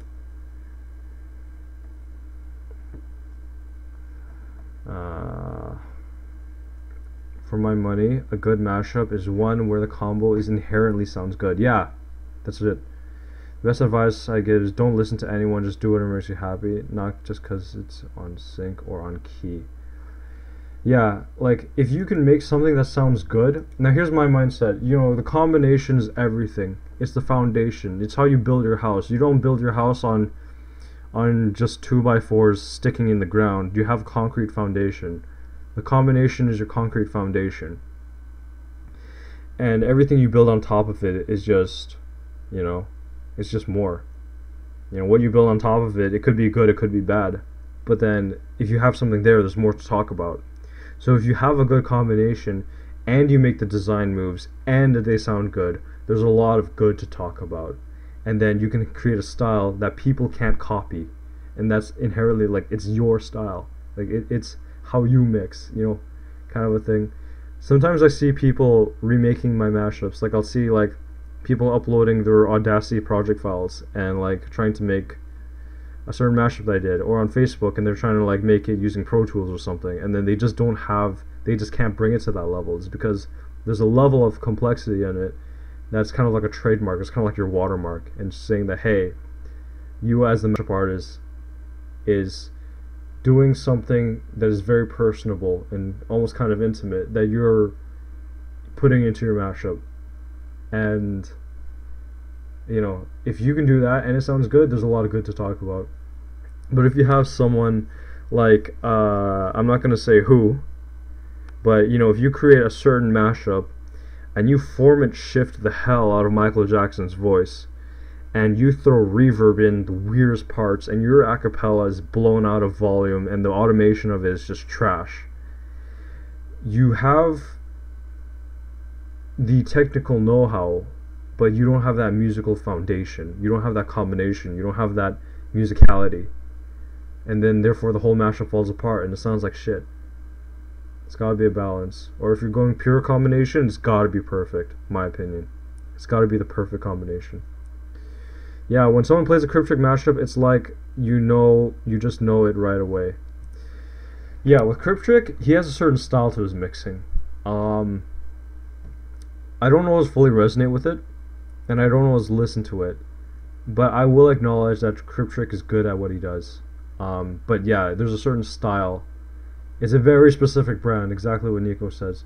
It's either the musical, I think it's the mixing style and the music combination that sells like a Cryptrick mashup. Like, as in, like, that's like, oh yeah, that's his style kind of thing.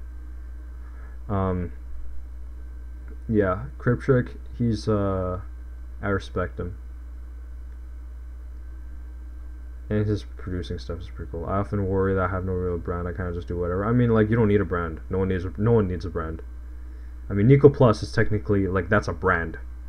I think my combination mindset has changed. Now I'm looking for if I enjoy the mashup or not. A combination does play a part, but at the end of the day, all that matters is if I like the mashup or not.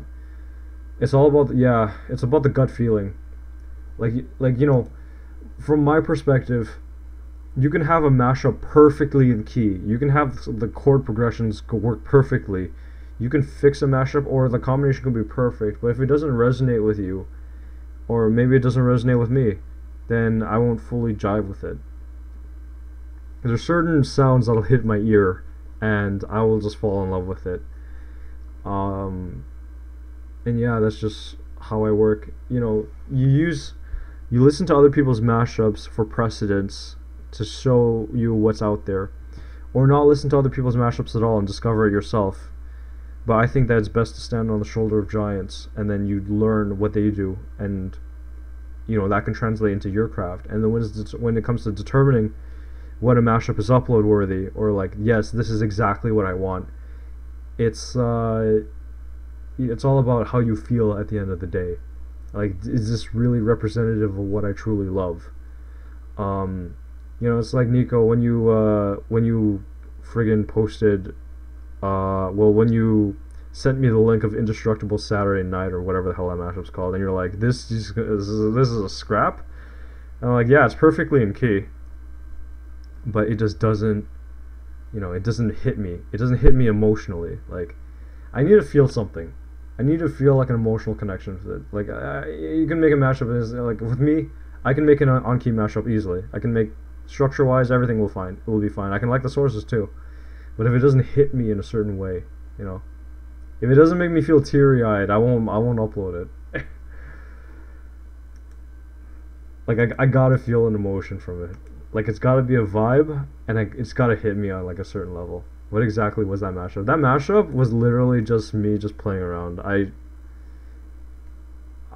thought, like, oh, the combination's okay, and then I went with it. I'm like, oh yeah, it sounds good.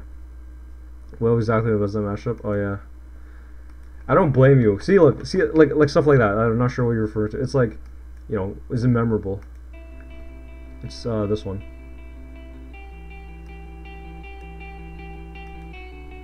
Like, for me, a mashup has to be memorable. Like, yeah.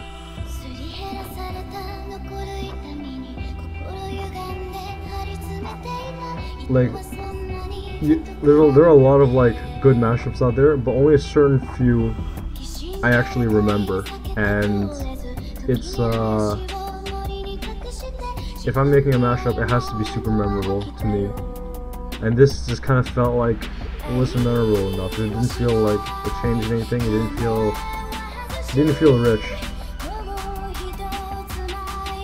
Like if someone else uploaded this, like if Ninja Senpai uploaded it, I'd like it, but I wouldn't remember it particularly.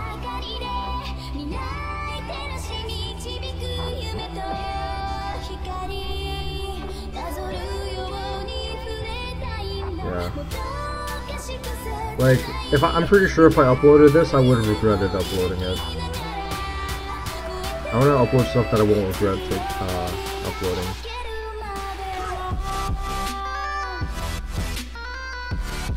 Only mashup I've done people tend to remember is Tom's Doomsday. That was a very interesting one because that like came out of nowhere, and it was like sources that I wasn't familiar with, and it was really rich. Your Daft Punk one, I've listened to it like several times, and I play it in the car with my friends. There's certain mashups. Okay, so there's certain mashups I'll play around my friends, and I'll often play yours, Nico. Your Daft Punk one was really good, and I've been actually listening to your Death Grips Run mashup quite a lot. For some reason, that one, like, I liked it. I will argue that it is easily like one of my favorite Death Grips mashups, because when you know the source material of Run, and then you know all of the kind of intricacies that you put into it, it just makes it so much. Like, this is what I'm talking about. Like, that combination, to me, is okay. Like, if anyone else mixed it, it would have been whatever. But because you mixed it, and because you took it to that level, that's what, you know, it gives me a lot to talk about. It gives me a lot to listen for, and like, oh man, I didn't notice you did that the first time around, or I might spot something that I might hear on the third listen, and shit like that. You know, because honestly, Nico, that combination, if someone made it a slap job, I would not listen to it. I wouldn't repost it. I wouldn't like it. It would just be regular. It would just be okay. But it was all of the intricacies that you did that made it what it is, and that's why I really like that mashup.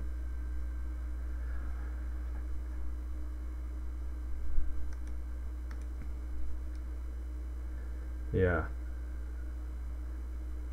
Unless the combination's like perfect, like perfect in every regard, and I love the soundtrack, and I love the source material and all that. Like, that's one that's like, yeah, gotta hit me emotionally, because I mean, like, I upload so friggin' infrequently, right?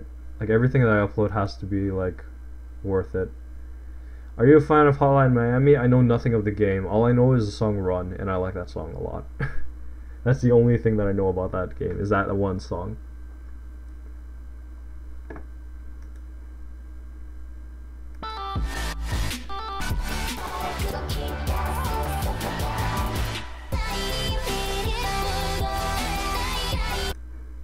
Great song. Yeah, Run is a fantastic song. I don't actually have Run. That's surprising. Yeah, really good song. I like how it's detuned. It gives that kind of feel of like uneasiness, and I love that feel. And then the vocals on Run are just so like ominous, and just builds the whole room and adds a nice texture to the sound.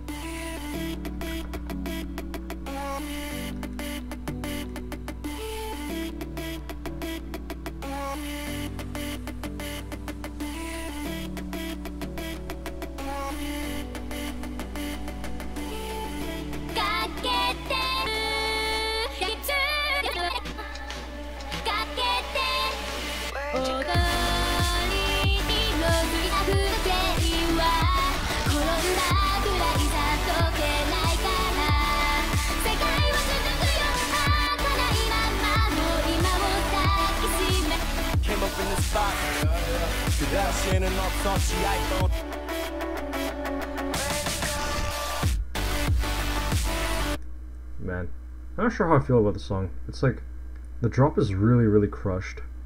Time to go to sleep, probably drink the gross gas station coffee to see if it's consumable. Man, that sounds really depressing. I hope you don't get the runs midway through the night. Have a good night, uni. Yeah, I think this is going to be the end for the stream for me as well. I'm just going to exit out here. Gotta tweak the script a little more. Be able to tweak it on Sunday.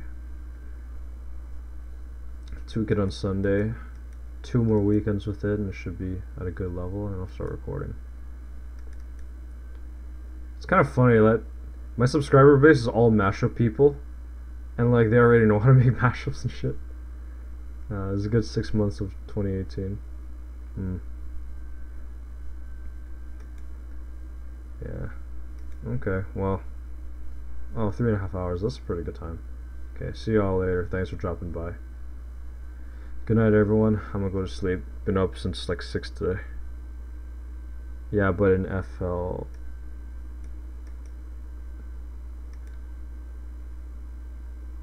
Wait, what are you talking? Wait, John, what are you talking about? But yeah, but in FL. Yeah. The only excuse for people not to get FL Studio is if it's a software issue that they just cannot attain it, or if it's like a money issue and they cannot attain it. Then that's the only time that I will accept not using FL as like a reason. Like this tutorial will abolish because it's too hard. It will abolish that saying. See you later, Sketch. Thanks everyone for dropping by. I really appreciate it. It makes things go a little more smoothly. It makes things a little more fun. Okay, see y'all later. Take care. Good night.